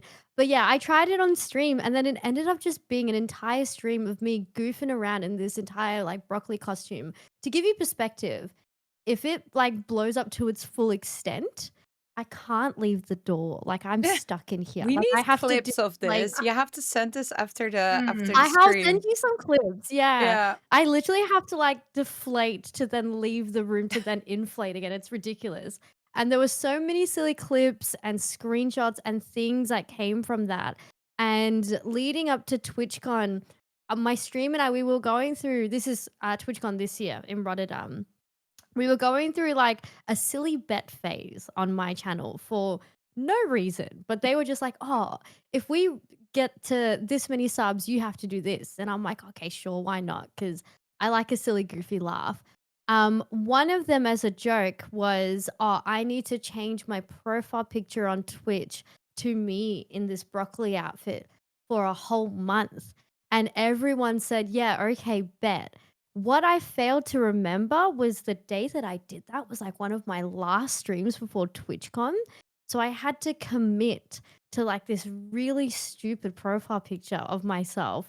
I went all the way to Rotterdam. I even got invited to Twitch's London office, and anytime someone was like, "Oh, like, you seem really sweet, I'd love to look you up," they'd look me up and look at my profile picture and go, "Huh." And I'm like, "Yeah, I can explain. I can't explain. So nice to meet you." And it's now just a running thing on my stream. That's hilarious. That is absolute. Did you go in the broccoli suit to your date? To my gate, no, I did not. I like literally when every time I've worn this broccoli suit, I have to inflate it in this room because like it doesn't fit through the door. Yeah, Mm. okay, fair point. Oh Yeah. my god. So it's basically like once I'm in here, I'm like, I've committed. And so again, now it's just a running. That's Brocklissa is what amazing. people call me. Yeah. Actually, I have an emote. I'll put I an emote in yeah, chat. please put the emote in chats. I also Let need to me see find that it. picture. That was your profile picture for all your important Oh, uh yeah. Hey, connections. yeah, yeah, it was quite the conversation starter, let me tell you. I There we believe go. that. There's me in a broccoli outfit. Oh god, that's huge. Oh, it's It's so You really actually, huge. you Oh, kind of look damn. like oh my god, what's that that game? Oh my god, what is it called? It'll come to me. You look just like a little That's video game character. It's so funny. Oh my Oh, yeah, Among god. Us. You look at Among Us. Oh yeah, Among Among Us. Us! Yeah. She's like a Yes! little like sussy Among Us. I do, Yeah. yeah, I've been called, like it looks like a pickle, I look like an Among Us character, I look like a reminder to eat your greens, like, I've had it all. Nice. That's awesome. That's really awesome. Yeah.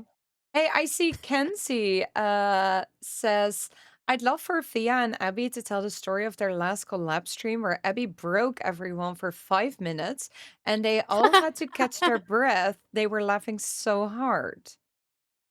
Can I tell like context to the story before Fia's like absolutely being like I couldn't Yeah, breathe? you start. Yeah. No, no, no, no, no, no, no, no. Oh, no, you Context don't start? after. Okay, you Context two fight this out after. Okay. together. Okay, I'll explain the context after if you want to like take the reins on it. How about that? Make sure you correct me because my memory is trash. So please do correct me if I get the words just ever so slightly wrong. Yeah. So Abby and I have done a couple of collab streams together because we both WoW, we both Blizzard, ANZ, that kind of thing. So this particular one was Mr. Pandaria Classic. We were doing a leveling stream. We were doing some dungeons with some incredible colleagues of ours, Dark Mech, Panda TV, and Mystery. And so the five of us were in a dungeon. We were in Temple of the Jade Serpent, I want to say. Mhm. And we came around a corner and Dark was being dark and pulling everything because, yeah, bet mate, it'll be fine. And I was And so he healing. pulled everything and we're all screaming and yelling and we're dying and we're like, no, what's going on? And then Tan calls out that she's got two guys coming from behind. And then Panda says he has a wife. I've got a wife, and we all just dissolve. There is I have no a clip of it comms. on my TikTok if you want to see it. There is Share the it, clip is yeah. fantastic. There are no comms for, I kid you not, like 3 full minutes. Because it's all of us just trying to gasp for air. I have never had a better ab workout. Not Oh one. my That's god. so I Hey, was funny. and that's how you all get over abs after trying to all. attack. Yeah, and we're like Secret sauce. crying and laughing and trying not to die, and just it was spectacular. Do you want me to pop it in chat? Do you Yeah, want me to yeah, send you it to can you pop the link in in chat. chat? It was great. Oh my god, that sounds like Okay. such a good time. It's You retelling it is not as definitely good. you definitely had to have been there, but okay, hear me out. Yeah. Hear me out. The context to this story was basically meant to say like that viral like I'm very tuned into like the TikTok like algorithm in terms of like viral sounds, and I kept seeing that meme go around for a while of like non-gamer wives or Oh, girlfriends yeah, or yeah, even yeah, like yeah. I opposites noticed where yeah. that. like they'll be like reading their book or whatever, and they've got their husband in the back room with like, and they're listening to the comms, and their husbands are like, I got two dudes on me, they're coming from behind, got two from the side, they're on me, and then they're like, what the fuck? So it sounds like, you know, they're in tune with something that's not gaming, you know. So I was healing this dungeon. I was stressed. Like I was learning Resto Shaman for like the first time, like the basically fly. ever, You're as doing like a so brand new well. character. I was healing us. So I had two dudes that were attacking me. So I thought I'd make a joke at that thing because I knew it would sound like funnily inappropriate, but they just didn't clock what I was trying to say at first. So I said it out of nowhere. Panda starts like cry laughing, saying that he's got like a wife and he doesn't like he's not interested. And every like my chat was like crying. They were saying this is so funny, like I can't breathe. And I just started like tears. I had tears like pooling down my eyes. Like it was like I just We wasn't all did. expecting that reaction. I thought it was funny, but like just their reactions made me start laughing and then I couldn't breathe. And it was definitely like you had to have been there situation to like know how funny it was. But It was I was gonna perfect though. mention It was that, but oh my god, like I was so embarrassed, but at the same time, like it was a laugh. So again, it was I'll be the perfect butt end though. of the joke, you know? But oh my god, I've never laughed like that for a while, to be honest. That That sounds was definitely Same. like you had so to have been there. fun. The collabs that we've done have just been wild, like so Yeah. much fun. Yeah, they are. That's why I'm like, hey Blizzard, keep us going. Thank you. Um, but yeah, they're always a lot of fun. As I said, it's great for like Mm. networking, but when you don't even look at it from a Oh networking yeah. point of view and you're just looking at it from like making friends in the same mutual like It's just space gaming as with you, friends. yeah, it's like Yeah, I've really gotten to 100%. know like you guys through the collab, so I hope they keep going. That sounds so much fun. That sounds so nice. I remember we did a collab as well, not organized by Blizzard, but by Elfie, where we thought it would be a good idea to do PvP with 6 girls that don't normally do PvP. So we I had, tuned into that. yeah, it was just we that was the most chaotic collab I've done ever. It was just us yelling and laughing and trying to say something all at the same time and then yelling some more. And then it was 3 people dead at the same time. I'm so sad I didn't save that video because it was just absolutely hilarious. Yeah, collabs are great. They are. They're Yeah. so fun. We should do Yeah, more. yeah, when you, like, vibe with, like, a good group of people or, like, you guys are all just on the same wavelength, it's just a continuous flow of fun. It is, but you Absolutely. have to try it once to like, figure out. I'm always scared the first time you play a game with someone because it is Yeah. also your Yeah. space, your stream, and Yeah. you have to Yeah. like, do I want more voices? Will it be okay? But so far, it's been always a blast. And you That's I so might always good. vibe like personally like together, but then your stream yeah. personas are not quite the same, and then it's all like it's a thing. Yeah. I have like my comfort zone as well, which, with my own anxieties that I deal with outside of stream, sometimes like I feel like I'm a introverted extrovert. That's how I say it. Mm, Like I'm very like especially with a glass of Yeah. wine, I'll chat the bee's knees down to the guy like across the road that's just minding his own business.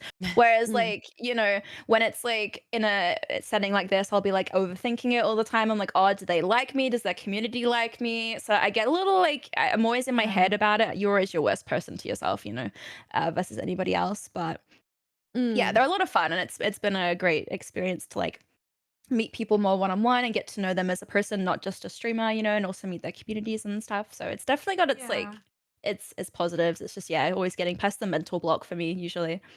I'm glad that you start about that because that's another question on my list. I would love to talk a little bit about mental health and streaming because Mm. streaming can ask a lot of us.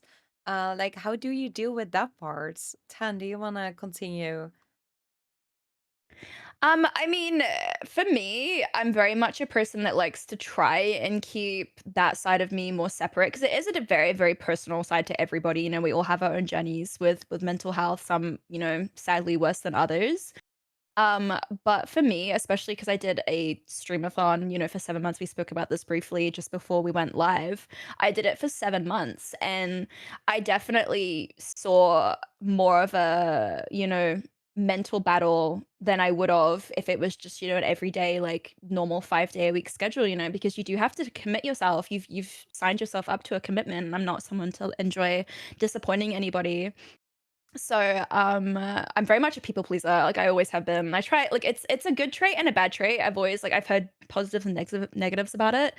But I signed myself up for the task of like starting my streamathon in August last year. It was the first day of the Will Within release. And I was like, like I was aiming for 2 weeks. Like I literally like didn't even think I'd hit 2 weeks. And from chat support, somehow it went past and I was like, I need to cap this because we were heading into April when I was in like November. And I was like, what? Like I can't think about like being live for that long. It's very mentally daunting.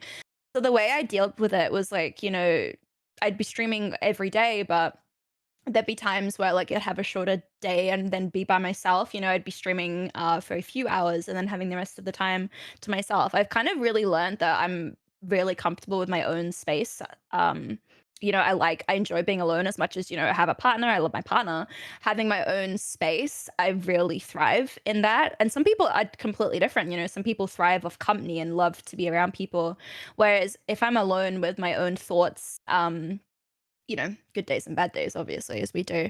But I really find comfort in that and I can really de stress and, have a shower, watch my favorite TV show, order some junk food. Like, to me, when I put so much pressure on myself to do like a 7 month streamathon, I really had to prioritize, having time for myself and really like grounding myself in um, otherwise I would have burnt out, Like burnout is so real on Twitch. I feel like everyone at some point has gone through it, whether it's the video game you're playing or like just the social burnout, We're constantly talking. Like I have friends in real life that when I tell them about my job, they're like, "How do you talk for that long?" I'm like, "Yeah, I'm a real chatterbox, I'll be talking basically the entirety of my stream that I'm live during the week. It's not a lot of moments where I'm actually quiet.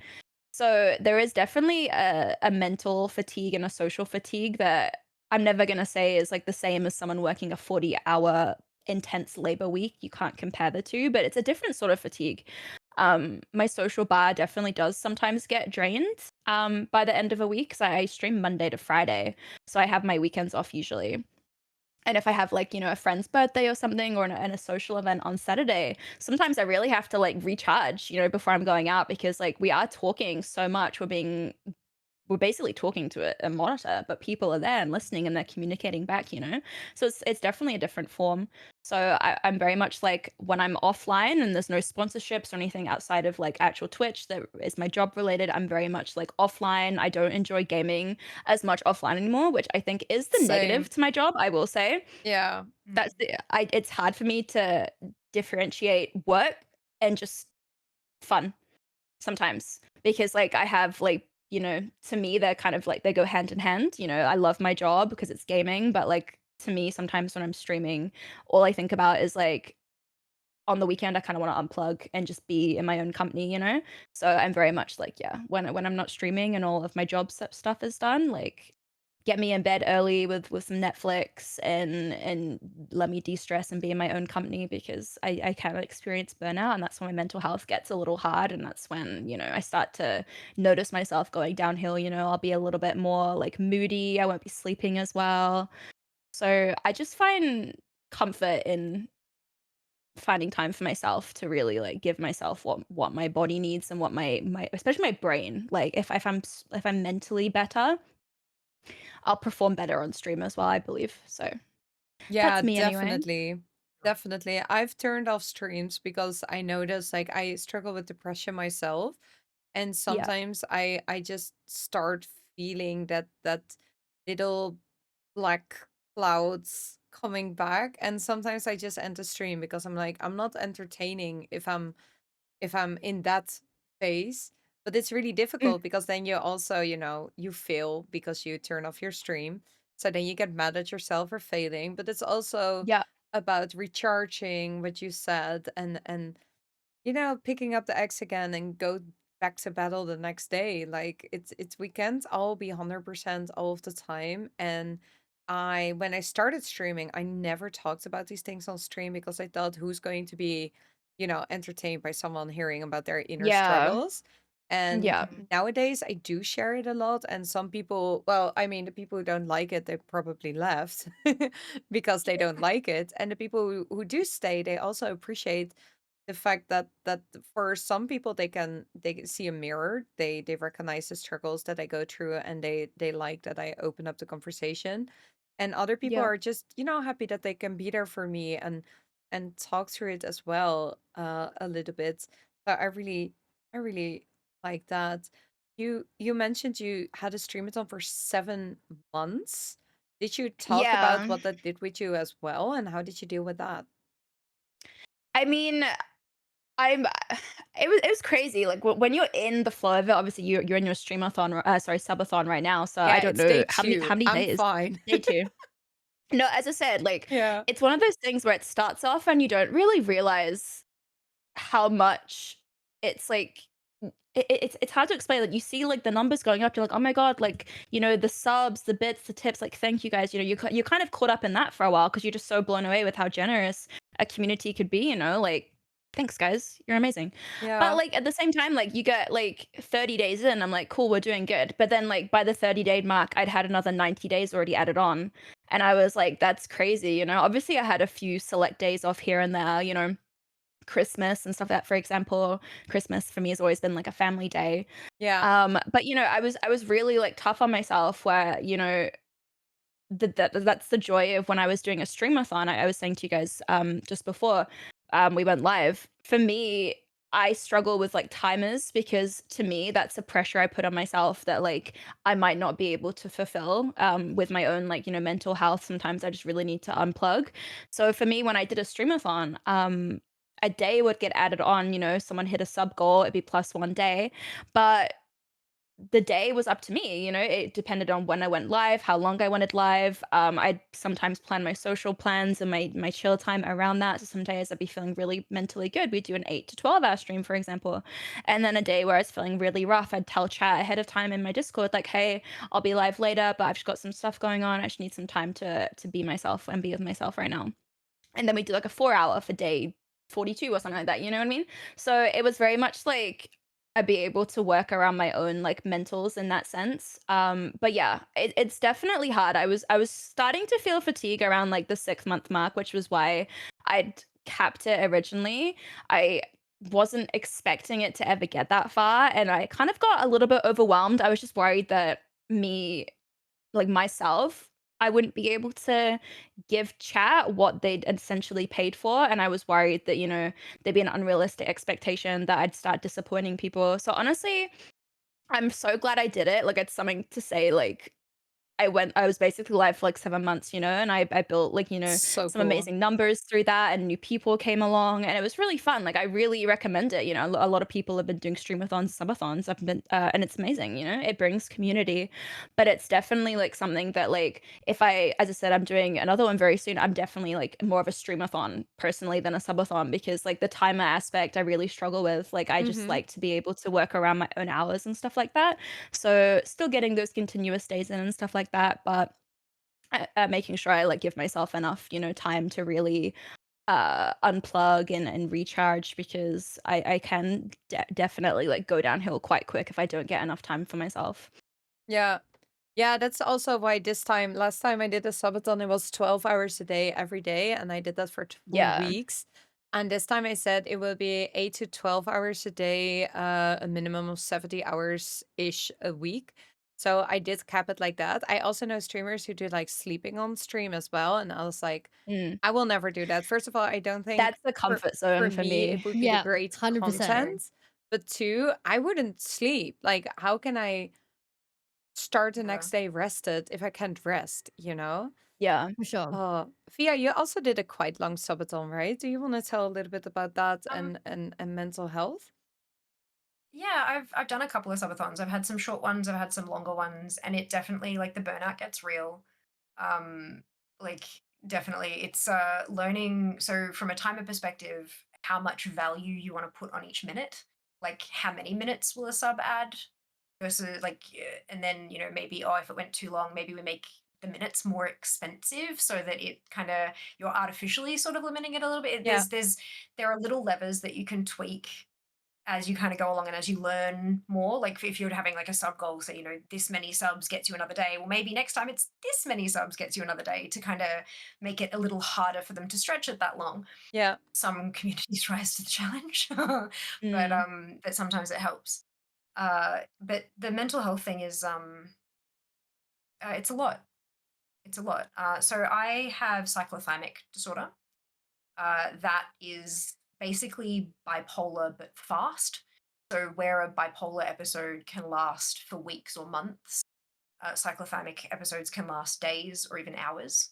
Uh, um, Eliminating the trigger warning kind of parts of it. There's been a couple of days before I was medicated where I would wake up on top of the world, crash hard by the middle of the day, and then be on top of the world again before bed. Like that's how quick it can go, and that's exhausting emotionally, Yeah. like just exhausting. And professional help is a big, big, big thing. And that looks different for everybody. There's no one solution for everybody. It's like, you should go to therapy. You should Yeah. get a prescription. You should have meds. That's not going to be the same for everyone. Each of us has unique chemical makeups, unique ways of thinking, all that kind of stuff. And so, not the same solution is going to work for everyone, but professional help takes different forms as well. And I'm massive, massive, massive advocate of having a person who is trained and is separated from your situations to be able to have that kind of third party look in to help you kind of make sense of how your brain is working and what it's doing and all that kind of stuff. Very much a big advocate of that.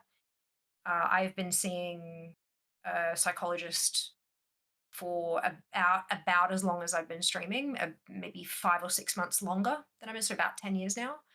And I've been medicated for a good chunk of that. Different meds over time, because as my needs have changed, as the efficacy of the meds has changed, as new meds have come onto the market, things have worked differently for me. And I've been really lucky in that I haven't had any really, really bad reactions to any of them, because some people have, they takes them quite a while to find the right med or the right dosage or whatever. I've been pretty lucky with that, thankfully. But that's definitely it's another tool in the kit. It's not everything. You don't pop a pill and you're good. You don't go and have an hour chat and you're fine for another month or anything. Like, it doesn't work like that. But having people that you having a person like a professional that you can connect with is huge.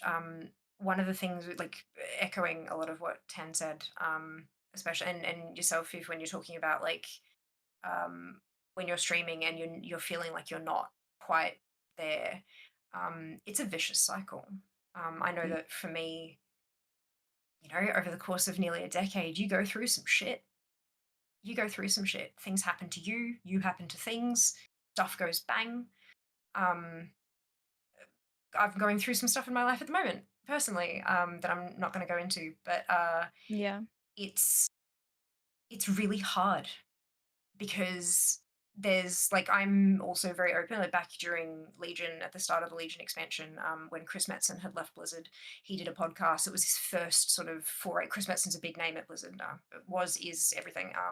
Does a lot of the story, but he left Blizzard kind of out of nowhere, and then his first sort of foray back into the public life, he did a podcast talking about why he left, and the big thing was that he'd started experiencing panic attacks, going to things like BlizzCon, and he was just like, "Nah, this isn't right." And hearing him talk so openly, like a legend like that, talking so openly about his struggles and about what he goes through, um, affected me and made me realize that I too can talk about the things that I go through. And the fact that if he could talk about that and it helped someone like me, like I was listening to I couldn't see the mobs, I was dying constantly because I was sobbing and like couldn't see the screen for the tears. But the fact that he could be open like that and affect someone like me, maybe I can be open like that and affect somebody else as well. And normalize the discussion, and you are not alone. This is not all there is. This is there's more to it. Um, but then there's the balance. Like when you talk about, like, if you want to vent, if you want to talk about the things that you're going through on stream, but then you've got like that cloud over the vibe on stream, and people are like, nah, I wanted to be entertained. I didn't sign up to hear this woman bitch about her life. And so they leave, and then your numbers dip, and then you're already in that negative headspace, and then you're seeing your numbers dip, and we're in a Mm. space where, no, your numbers don't define who you are, but they literally define how much you can be paid, so they define your worth financially. And so you see that start to dive, and then you go, oh, and then you try to shut up, and then it just makes it worse because you're bottling it in. And then you go, right, this is affecting everything. Do I just stop? But then if I'm stopping, I'm failing. And then you just sit there miserable because you've cut yourself. And a lot of the time, our communities help buoy us up, right? Like, there have been days that I've had a shit day. Today has been a terrible day. Let's be real. Today Mm. has been a horrible, awful, terrible day for me. But I knew coming on here and having a chat to amazing, incredible women like yourselves, and having chat there and all that kind of stuff, that that lifts my spirits. And so, but how do you know the difference between a day where it's crap but stream will help, or it's crap and stream will make it worse? Like you can't possibly know. So it's very much back to that whole kind of listening to your body and giving yourself the space, and being able to debrief with someone, finding a therapist or finding a professional of any kind who understands this is really tricky, because this is Mm. not normal. What we do is not normal. It's Our not the norm. work It's not is usual. so weird.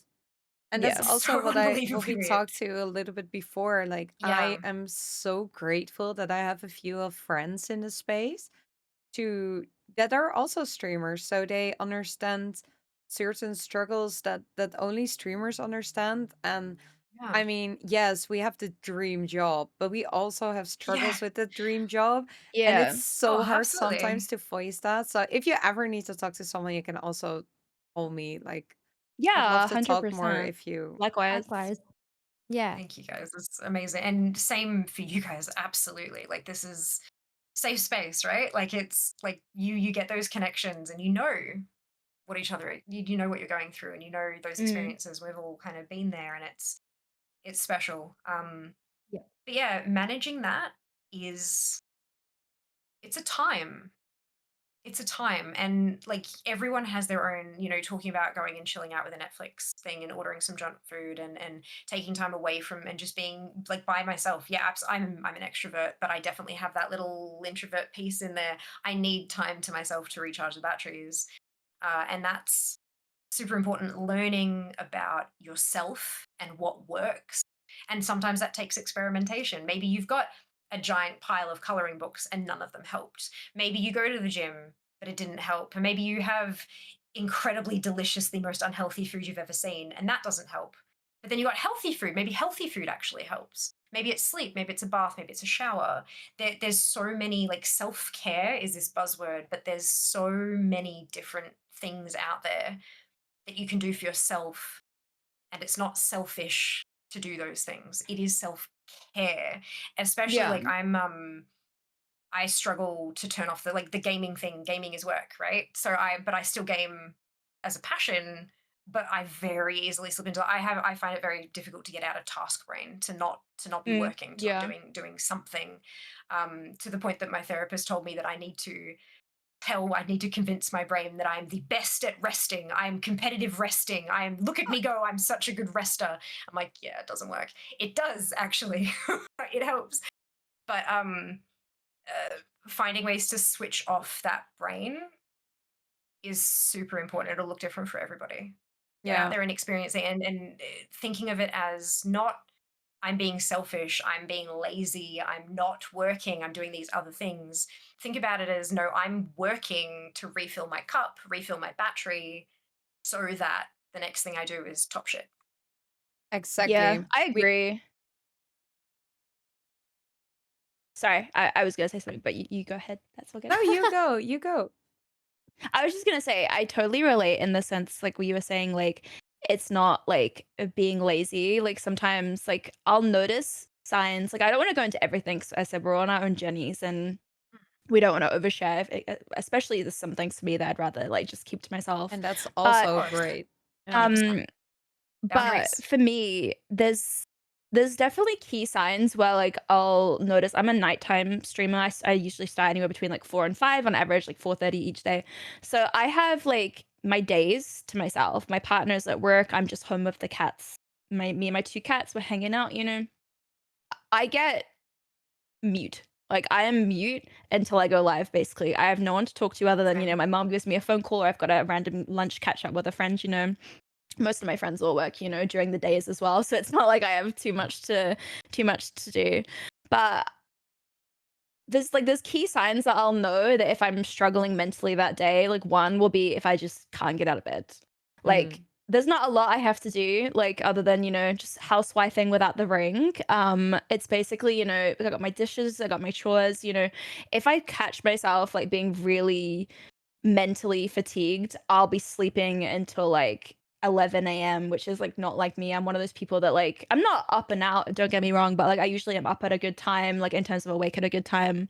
And I like to get like my stuff done, you know. I like to be productive. I don't like to feel like I'm rotting away in bed and just being like a, the classic gamer, just sleep till noon, game till midnight, you know? Like I don't like to be that stereotype. I like to actually still have a productive life outside of stream, you know? But I'll notice if I just passively start neglecting my chores, like I can't even like do my laundry without feeling like it's taking a giant mountain on my back to actually do that, you know? So we all suffer with like, our own mental health and stuff, but for me, like those episodes are definitely like I'll notice key signs in how my mood is and how I feel about myself that day. Like my mentals could be really low where I'm feeling like I've got this little guy on my shoulder saying you're just being lazy, like you work from home, like what's the excuse to just put on some makeup and turn on the camera. And then I've got a figment of my chat. It's not actually my chat, but we have a figment of our chat being like, you're taking the piss, just go live. It's not a hard job, but at the end of the day, it's a different sort of like fatigue for me, especially because like as I said, I'm a people pleaser. I don't like letting people down, especially when my chat knows I have like a schedule. So I find it quite hard to like battle that little guy in my head being like, you're not actually disappointing people because the people that actually care will want you to have that rest day, and like have it guilt free. If there's gonna be people piping up being like, I can't believe you didn't go live yesterday, like what's the excuse? They're not there for you. You know what I mean? Like they don't actually care. So yeah, that's literally what I wanted to say. Like, there's key signs that I've started to like over the last year, especially with the 7 months of streaming, basically, that I've definitely learned to like pick up as like a okay, I'm starting to feel it today. Like, let's just see how the rest of the day goes. And at least I've got till about 4ish to see how I'm feeling. That's the only good thing I think about being an evening streamer is I usually, I get my mornings to myself to like properly recharge and stuff. But yeah, there's definitely some bad days where I need to be like put it aside and just have like a night for myself where I'm just mute. I'm quiet. I'm just in my own head and I'm enjoying my own company sort of situation. That Absolutely. But sounds yeah. good. And can It's I good just to say listen to your Yeah. huge props to you to like for recognizing those signs because it's not easy Mm. either. So many of us like put it Acknowledgement is huge. at a yeah, Yeah. that's it. And learning what they are, it's a skill and you're smashing it. Good on you. Thanks, guys. Alyssa, Gosh, do you want listening to add to anything to this conversation? yeah, it's really interesting, obviously, listening to both of, I guess, your stories and thoughts about mental health and streaming because I resonate with so much of it in different ways, but I reflect on myself and I tell you what, I am no shining example in terms of knowing when to take a break. So if you know me from my community, you might already know this pretty well, but for those that don't, I up until 1 month ago, worked, a full-time job, so I was a full-time corporate girly, 9 to 5. I then would come home and I would stream on Twitch 4 nights a week, and then I would stream sometimes back to back on TikTok as well, and then TikTok had about a 5-week schedule. And then on top of that, I edit all my stuff, I do all my own sponsored work. I somehow didn't sleep in some of that and the social life and everything else. But I think for what I'm really learning at the moment as someone who's recently gone full time is really knowing when to listen to myself and be able to pump the brakes a little. Because I'm very much a go getter. Like every time that I, let's say, achieve something or I hit a certain goal, I'm always like, cool, what's next? Or Mm. what more can I do? Or where can I Yep. go? Is We have like, to resonating with what enjoy Sophia the said. wins. Yeah, I Yeah. forget to do that. And I think sometimes taking a step to just pause and acknowledge how far us as creators have come from when we've started and being able to go, "Oh, that was a cool thing I did." Rather than, "Oh, what more could I be doing?" I think is the biggest thing that I've had to overcome, especially with the friends that I've made in this space who I look up to and I'm so inspired with on the daily. Like, I think out of my circle of friends as streamers, I was the last one standing for a long time that still had their full-time job. But the thing that I was battling with was I really liked my full-time job, and that was like a second family to me, along Mm. with streaming being something I wanted to pursue as a career. And so I that's why I was like, "I can do both and I'll be fine." And I was very fortunate to achieve a lot of things through a lot of sacrifices, but, knowing my boundaries and knowing when to take a moment to just pause, I think is the biggest thing that I've had to overcome as a streamer.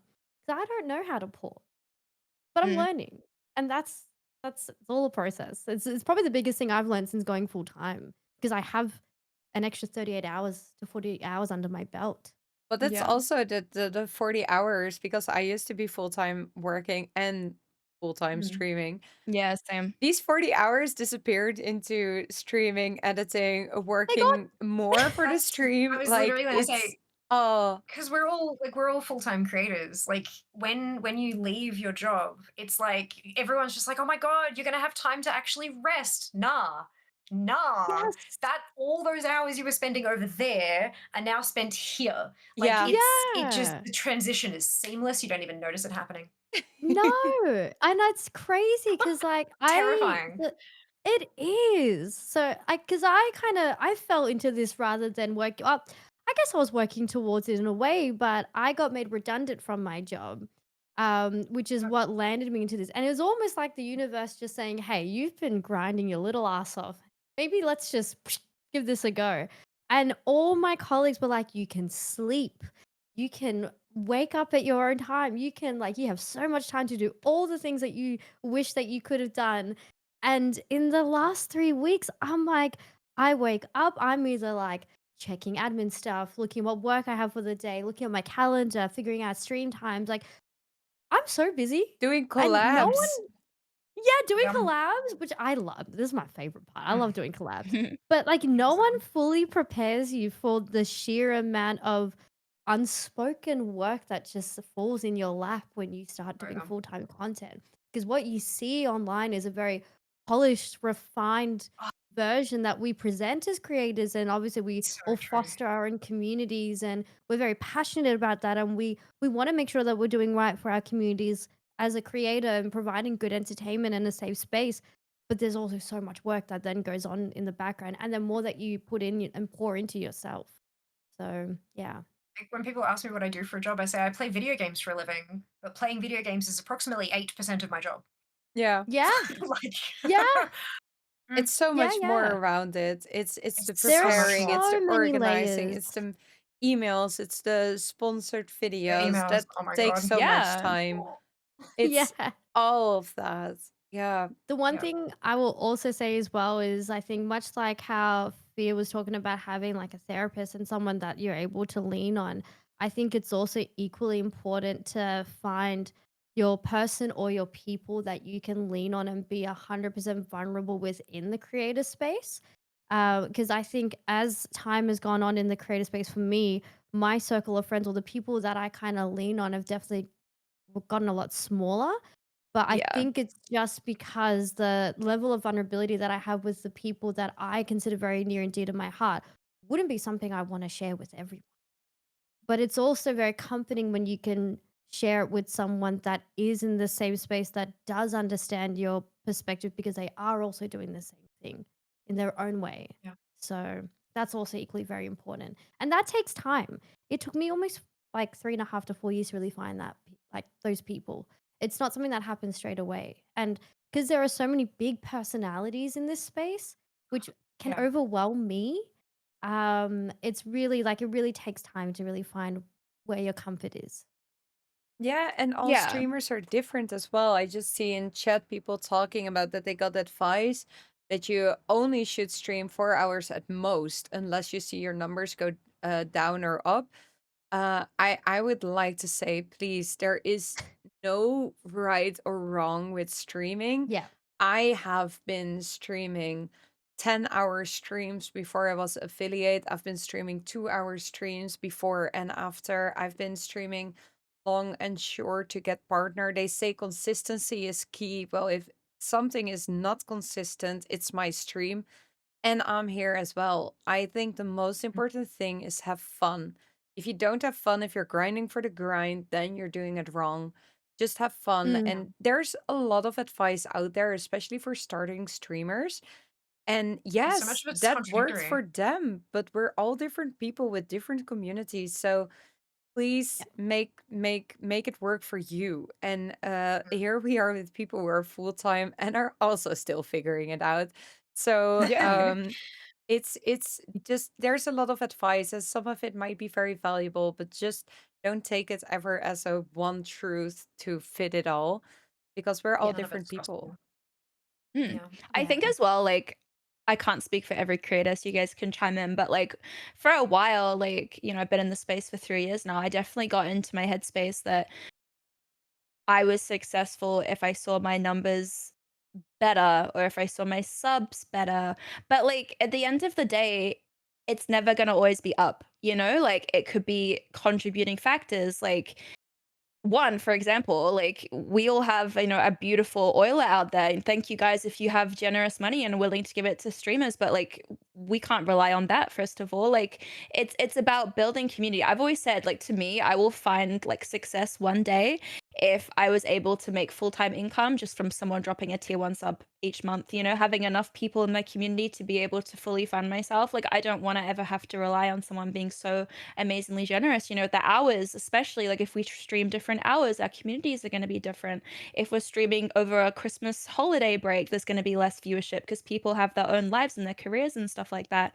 So I've never, like, for a while, I was definitely stuck in that numbers headspace, that numbers meant success. Whereas it's just not the case. Like you have to look at it from an outside perspective and be like, what have I actually like achieved and how far have I come in terms of like, general growth, like how much the actual streams have changed since when I first started to now. Like, I've got a way better setup. Like through my job, I've been able to upgrade my setup to have better quality streaming, which I've been able to sit down and have enough personal time with myself outside of, when I left my full-time job. I've got a bit more time to myself now.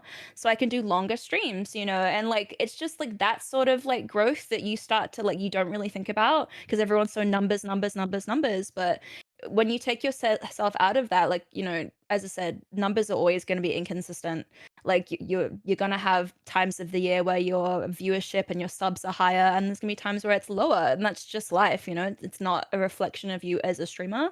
But for a while, I definitely got in that headspace. And I think it's I very think we easy all for do though. streamers to get caught up in that. Yeah. But I've 100%. definitely like learned to take myself out of that and be like, just because someone isn't gonna drop a sub one day doesn't mean they think you're a shit streamer. And sometimes I used to think that, like deep down I'd be like, oh damn, like, if I couldn't make my goals today, like was my stream bad? And I've It's definitely come a it's long way in so thinking that random. now. You don't know what's going on in the minds of people. Yeah. They you can have a be right back screen with a hype train, and a day later make the best content you've ever made, in your opinion, and nobody subs. But then again, people Yeah. say like, "Oh yeah, I was so into the Mm. content that I didn't even think about it." So Mm, Mm. just it's you don't know when people get a paycheck or a birthday gift, or when they want to spend money, or when they go on Yeah. vacation and they're not there for 2 weeks, and you think it's because of something you did. No, they're on Yeah. vacation. They Mm. have their own lives as well, so the numbers Yeah, Lives are. of exactly. yeah. people too. I always say, like, especially in this economy, when we are all out here trying to like keep ourselves afloat, like it Mm. is so important. This is how at least I see it. I always think to myself, okay, I as a creator am responsible for my finances. I'm responsible for making financial decisions for myself. I'm responsible to be, aware of my income coming in, how it's coming in, where it's coming in. But at no point do I ever want to make my community feel obligated to have to financially support me, because that's not what I want to ever foster in a community. And so I Same. fully resonate with TanQueen when they say, like, oh, like, if one person was to sub, and even if they were to do that at all, that's already so generous because they're taking the time and also the money out of, whatever they're earning to support someone else. And that, I think, is just such a big thing as a creator, especially now that I have my full-time brain going. Yeah, it's just really important, I think, to be really responsible with like how you financially support yourself, and never make your community feel like they're ever obligated to do. Yeah, and they're Yeah. not, because 100. I mean, being full time is amazing, but worst case scenario, I'll go back to working and stream Yeah, less. Like Yeah, it's exactly. Mm. yeah, 100%. I think it's something like being financially aware as a full time creator, I think is so important, but not putting that burden on your community is even more important because I have seen with some communities where sometimes it just takes that one extra subathon or that one extra little thing and they take it that kind of step where it goes, oh, okay, like maybe this person is doing this for finance, or maybe they are maybe trying to lean on that.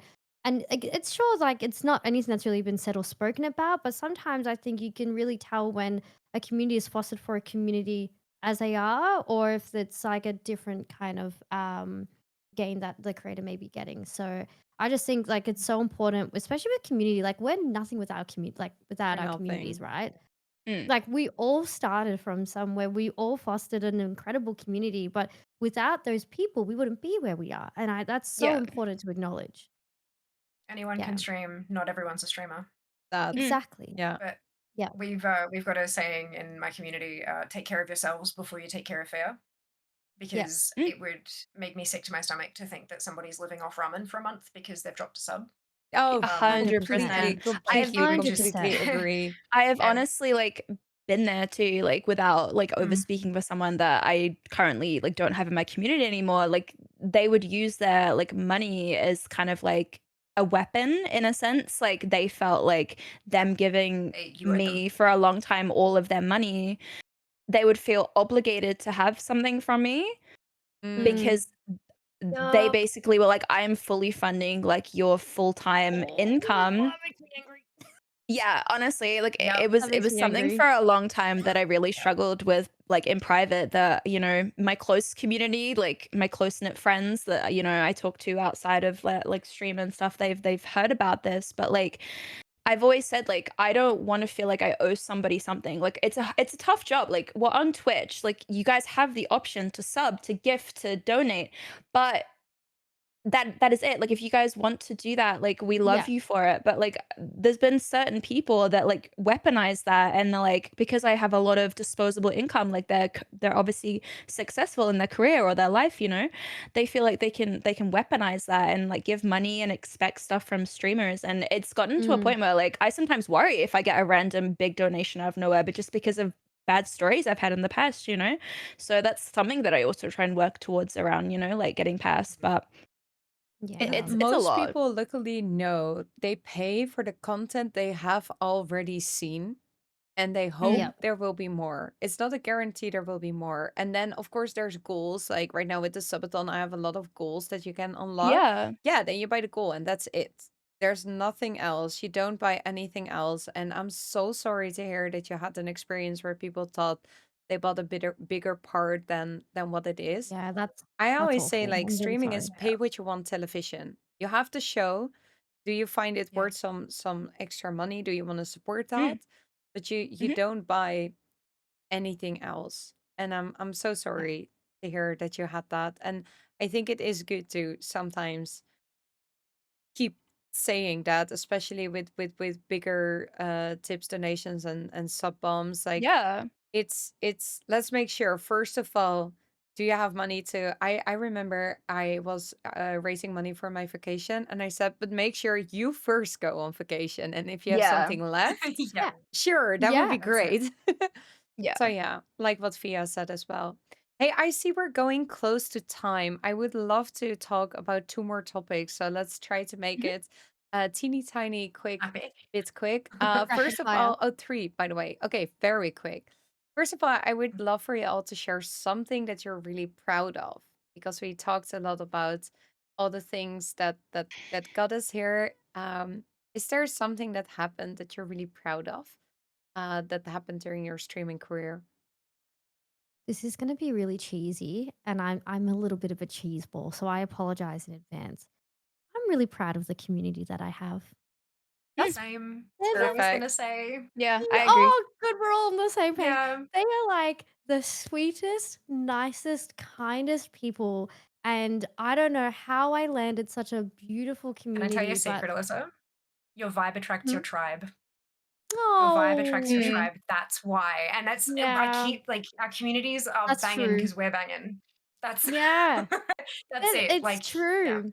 Everyone's Mhm. just so nice, and I think, like, Yeah. especially this year, what's really blown me away is, like, I see my community as people that are not only extremely kind and, generous and just lovely and caring to me, but I see it with each other. Like, everyone in chat with each other will be, Yes. like, Yeah. hyping each other up or, like, making friends and, like, oh, It's that not is just just the them and best thing us, it's ever. them, like, yeah. Yeah. I love Yeah, Sometimes that. when you're, it like, Mhm. locked into the game and then you'll be, like, seeing at the corner of your eye, like, like a messages coming full in, you're like, "Oh, what's going on?" But Like, they're just talking this is amongst not even they're themselves, just you all know? having a full it's cute yeah. conversation. I'm not a part of this Oh. conversation, I'll Yeah. just let them have that, yeah. I love that. Yeah, Mm. so, like, sorry, bit cheesy, but, like, I'm so No. proud of it. No, They're so that's Mm. nice. great. Same, Let's be proud of the same. community. Hmm. That was a nice speed round. So now we have the two last things that I want to discuss before we go Yay. blind. Or well, I'll stay online because I'm doing my subathon, but we will end the streamers and stories part. Um, so what are your goals or of a goal? Do you have any streamer goal for the upcoming day, weeks, months, year? Is there something that you are trying to achieve? Yeah, What monetized on YouTube. monetized on Monetized on YouTube? Ooh. YouTube. How Yeah, close are because you? it's, just under 100 subs, and I've just over 50% of the no, I'm under 50% of the watch hours required. I've only been Mm. doing it for a couple months, and it's been a new frontier, and it's wildly different from Twitch. Like, live is where I thrive, I feel like. Pre-recorded, it's fun, and I'm really enjoying the process. But God, it's a learning curve. But no, it's going really well, and I'm super proud of that as well. That I've just kind of gone and done the thing that everyone kept telling me to do. um, but yeah, monetizing YouTube is the next thing, the next mountain I want to conquer. Thank you for the follows, by the way. That's what the purple is. That's people Yeah. following me.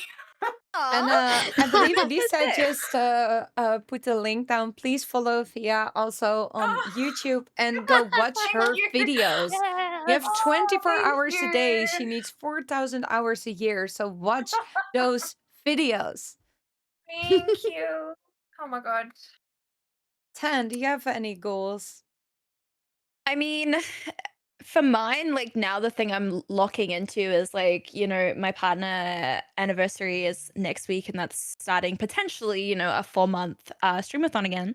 So, no expectations. I went into my first one being realistic that we might, be 2 weeks, but if it goes the whole time, it goes the whole time. And I want to properly lock into that. But then also on the side, not bypass like doing TikTok, like making content for my socials on top of that because I definitely felt like during the 7 months I kind of needed a bit more of myself, like me time. Whereas this time around, since I've kept it a little bit shorter, I definitely want to wake up, early in the next morning, start producing some TikToks and some shorts and stuff like that, just to build up my socials because I feel like a lot of people I see in the space actually like really care about their socials, and I can't say I've fully like invested myself into that. I know it's massive for networking, Yeah, I need to do more so there Mhm. as well. Me too. so I really want to like, yeah, outside of the streamathon, like make sure I'm staying consistent with posting, especially like over October. I usually do like 31 days of cosplays. Ooh, So, nice. yeah, I want to Nice. Nice. get some content done as well. So, yeah. Awesome. And I look forward to the 31 days of cosplays as well. Yeah, I'm excited. That's going to That's be my cosplay drawer behind me. It's completely full if you can tell. Um, so yeah. that's awesome. I'll be Do you have any there. Nice. inflatable broccoli in there, or do you need to add that to your collection? Yeah, I was gonna No, say, that's would you like me to yeah. let you know where you can buy an inflatable broccoli? Oh Yeah. I my mean, you're the god. broccoli. I'll be That's the amazing. tomato because orange. So I've been an Amazing. bright apple, red. Or I've a been a carrot. banana. We can make a whole fruit bowl. Yeah, I love that. Yeah, just a bunch of fruit and veggie besties. I love it. Beautiful. Um, Alyssa, what's gosh, your can I goal? can I be honest? Mine was originally to try make this a full-time thing, but I think now since I've kind of passed that, I would think my one goal probably for the remainder of the year is aside from staying consistent and keeping myself in check, probably 15,000 on Twitch because I'm very close. So, Close. Yes. yeah, so I've So, been like on that grind for quite a bit because a lot of my other socials I've been very fortunate enough in terms of different areas of things going well, but like Twitch, I think because Twitch is obviously where I started. and it's like my Mm. home, It's our and baby. it's our baby, yeah, so that would be really cool. Otherwise, other than that, just growing the community, and just keeping on top of what I'm doing, and making sure that I don't work 24 hours a day, 7 days a week now that I have more time. That sounds Yeah. like a Schedule really good in goal. relaxed time, like block it out in the calendar. Yeah, exactly. You gotta Yeah, for sure. type A Oh, bullshit. you've got it. Guys, go follow Ugh. Alyssa as well. I one of my goals for this year as a full-time streamer was starting streamers and stories and do this monthly. So thank you so much for being part of episode 7 already. I have Yeah. been loving it. I also 3 months ago accidentally on purpose I still don't believe that it's working out, but I started pushing for the plus program 2, and this is actually my last month. So with a little bit of Huge. luck, Holy in the shit. next few days, we reached the 300 points. So we're getting pretty Yes. close. And That's I'm really, amazing. really excited about that.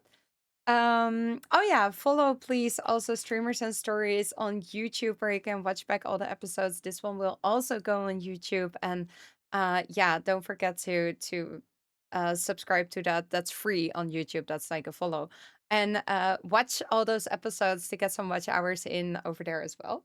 And they're fun, genuinely. I've watched back every episode myself just to listen to it with the full focus of not having to also organize it, and I really like them. So thank you all so much for being part of my goal. I'm so happy to have you all here. Um, yeah, and Thank you then for having the us. last round, Thank you I for would having us. love to hear why should people follow you and what's up next? What are you gonna do this week? Um, Via, would you like to start? Yeah, I can start. It's not this week, it's next month, but I just recently hit 15K on Twitch. Just yeah. Congratulations. I was like, Congrats! what? That's so You know, huge. Social Blade has those like little prediction-y things of like where they think you're gonna be, and it's like you're gonna be at 15K by your birthday, and I'm like, nah, months early, so that was good. But yeah, so 15K, we're doing a celebration during the final phase of September next month. So I delayed it so that we could get cheap subs. But we're Nice. doing a subathon, but not a timer one. We're doing 12 hours goals every however many. There's a horn there. Every still learning where they are. But that's happening. I'm posting very regularly on YouTube, mostly collecting guides, but also now that we have information about midnight, I'm covering like a lot of that stuff that's Mm, coming. I'm crossing exciting. all of my fingers, my toes, and my eyes, trying to get alpha access. Oh, But same. yeah, that's the thing. So you should come follow me and watch my streams if you like shenanigans and good music and hints and tips for players who are maybe not particularly good at the traditional parts of the game, like raiding and dungeons and stuff, but just fun shits and giggles. It's a great time. I really enjoy my streams, so I hope others do too. And I also um, absolutely yeah, enjoy your streams. And it's so nice that every time you have a thank question you. about the Mount Farm or something to collect or just need that little bit of extra push to continue the Yeah, grind, watch Via and you you'll can get do it. this. She You can do does. this. 1088 mounts now, I think. We're getting there. I Impressive. thought I I'm was still good, at and then Thea's in chat. 778. I'm Alyssa, like why close should to a people thousand. follow you and what are Oh, you gonna do up next? look, I would say, like, some of the chats that we have on this corner of Twitch are some of the silliest, goofiest, most unhinged crap you'll ever listen to. But you know what? Sometimes you need to be able to let loose sometimes. And that's what I love doing the most on my channel. What I have coming up is I haven't really said this anywhere yet, but I'm working on, I guess, a subathon for September, but making it like a horror theme because Ooh. traditionally every year I do my month of horror in October. And I'll whip out like the cosplays. I'll get the community to vote on games that they want to see me play that are in the horror category. But this year, I'm going to not only PAX Australia, but also TwitchCon San Diego. And Wild. I'm then doing some Insane. more traveling around America afterwards. So I'm not really going to be here for October. So I was like, we're going to push that forward to September. And then nice with September as well, because obviously, there's the discounted subs. We can create some goals around that. So yeah, it should be fun. I'm not great with horror games. I suffer immensely. But you know what? Ooh. I do enjoy them, which is odd. Like, I really don't like horror, but I love horror games, and, like, all my favorite streamers I watch are horror streamers, funnily enough, Mm, so I don't know, it's a weird That's hodgepodge funny. of a mix. I think it's the jump scares that get me and the living on mm, edge, you know? mm. Yeah. So, No, Adrenaline. the thank you. thrill of it No, all. thank you. But I'll You watch know, you I'm out. Yeah. suffer. I'll watch you Yeah. Yeah. suffer. So follow Yeah. Alyssa because horror games you'll never see here. Yeah, I've done my fair few. Like, the idea is fun until you're actually sitting down and you're like, "Oh my god, I hate Oh, myself." I'm like, but then chat sitting pays there for the with Yeah. jump panic attack, scares. like, That why did I do they this to myself yeah, again? they want the jump Yeah. scares, you know? They want the free content so they can have a good laugh that's Yeah. not them sitting down actually getting Oh, scared, you know? They're just watching it it takes Yeah, us like vicariously 3 throughout weeks to us. Oh, recover. not Like, me. No, no, Yeah. no, no, Exactly. no. no, Hey, The Yeah. 10. light at the end of the good on tunnel you. is all the conventions. Yeah. Yeah. 10 Queen, why should people follow you and what are you gonna do up next? Why should you follow me? Oh god. I mean, my me and my community, or my community and I, should I say, grammar. I'm not good with that. So if you're gonna come and correct me, like please do. And it's my only language, and I'm awful at speaking it. But basically, long story short, I am a huge yapper. I love to chat. As I said, I'm a huge goofball. I'm always down for a laugh. Like me and my community, we always picking jokes, laughing. I'm one of those people where it's like if I can take it, I'll throw it. You know what I mean? Like we're always bantering back and forth. I don't like to take life too seriously. But I do admire, Viv, as you're saying, like you're more down to earth with like, in tune with your mental health and you can have those deeper chats with your community. And I would love to eventually get to that because sometimes I do struggle with opening up about that. So having this chat today with all three of you ladies has really like kind of grounded me a little bit and being like, maybe my community would appreciate those deeper chats from time to time because I do tend to kind of bottle it up and just be like a little goofball on stream and not take life too seriously. So that's usually me in a nutshell. As I said, I'm a huge gamer. I main World of Warcraft and bits of Overwatch, but with the streamathon starting next Saturday, I love doing variety anywhere from like cozy, like chitty chatty games to as my horrors go into October, we usually do like a new horror game a week if we end up doing the whole of October. I do cosplays. This year's hopefully, I mean, the last half of the last quarter of the year should hopefully be a fun one if we're live every single day. My birthday is in November, so we usually do some fun goals for that as well, something different to keep it spicy. But I'm never one to like know what to say about myself. Like I feel like people try and keep it humble. Like I'm always so humble. Like when people give me compliments, like I really don't feel like I deserve this. Like I just like to live in the moment and be a free spirit. So if you like the chats that we've kind of had, like this is me usually like 24/7 on stream. I like to keep it nice and chill vibes. So I yeah, that's absolutely me. love watching TanQueen. She's often live when I'm waking up and before I start my stream and when I'm starting the morning, and your vibes are always chill. So follow TanQueen. It is a really, really, really nice place to be. And thank you so much for being a guest. For the people who didn't know me yet, I'm Viev. I'll remain live. It's my subathon to celebrate that I'm 1 year full time. So I'll quickly be right back saying goodbye to these amazing ladies and grabbing some coffee because I only had 1 cup of coffee and I don't know how I'm still surviving. So stick around if you want. And otherwise, thank you so much for watching this. Also, please follow streamers and stories on YouTube. We're now gonna do my favorite part, which is an awkward way for a little bit too long. So please, girls, wave goodbye to the group. We're not raiding out. I'll be right back. Thank you so much for watching. Goodbye. Bye. Bye. This is awkward.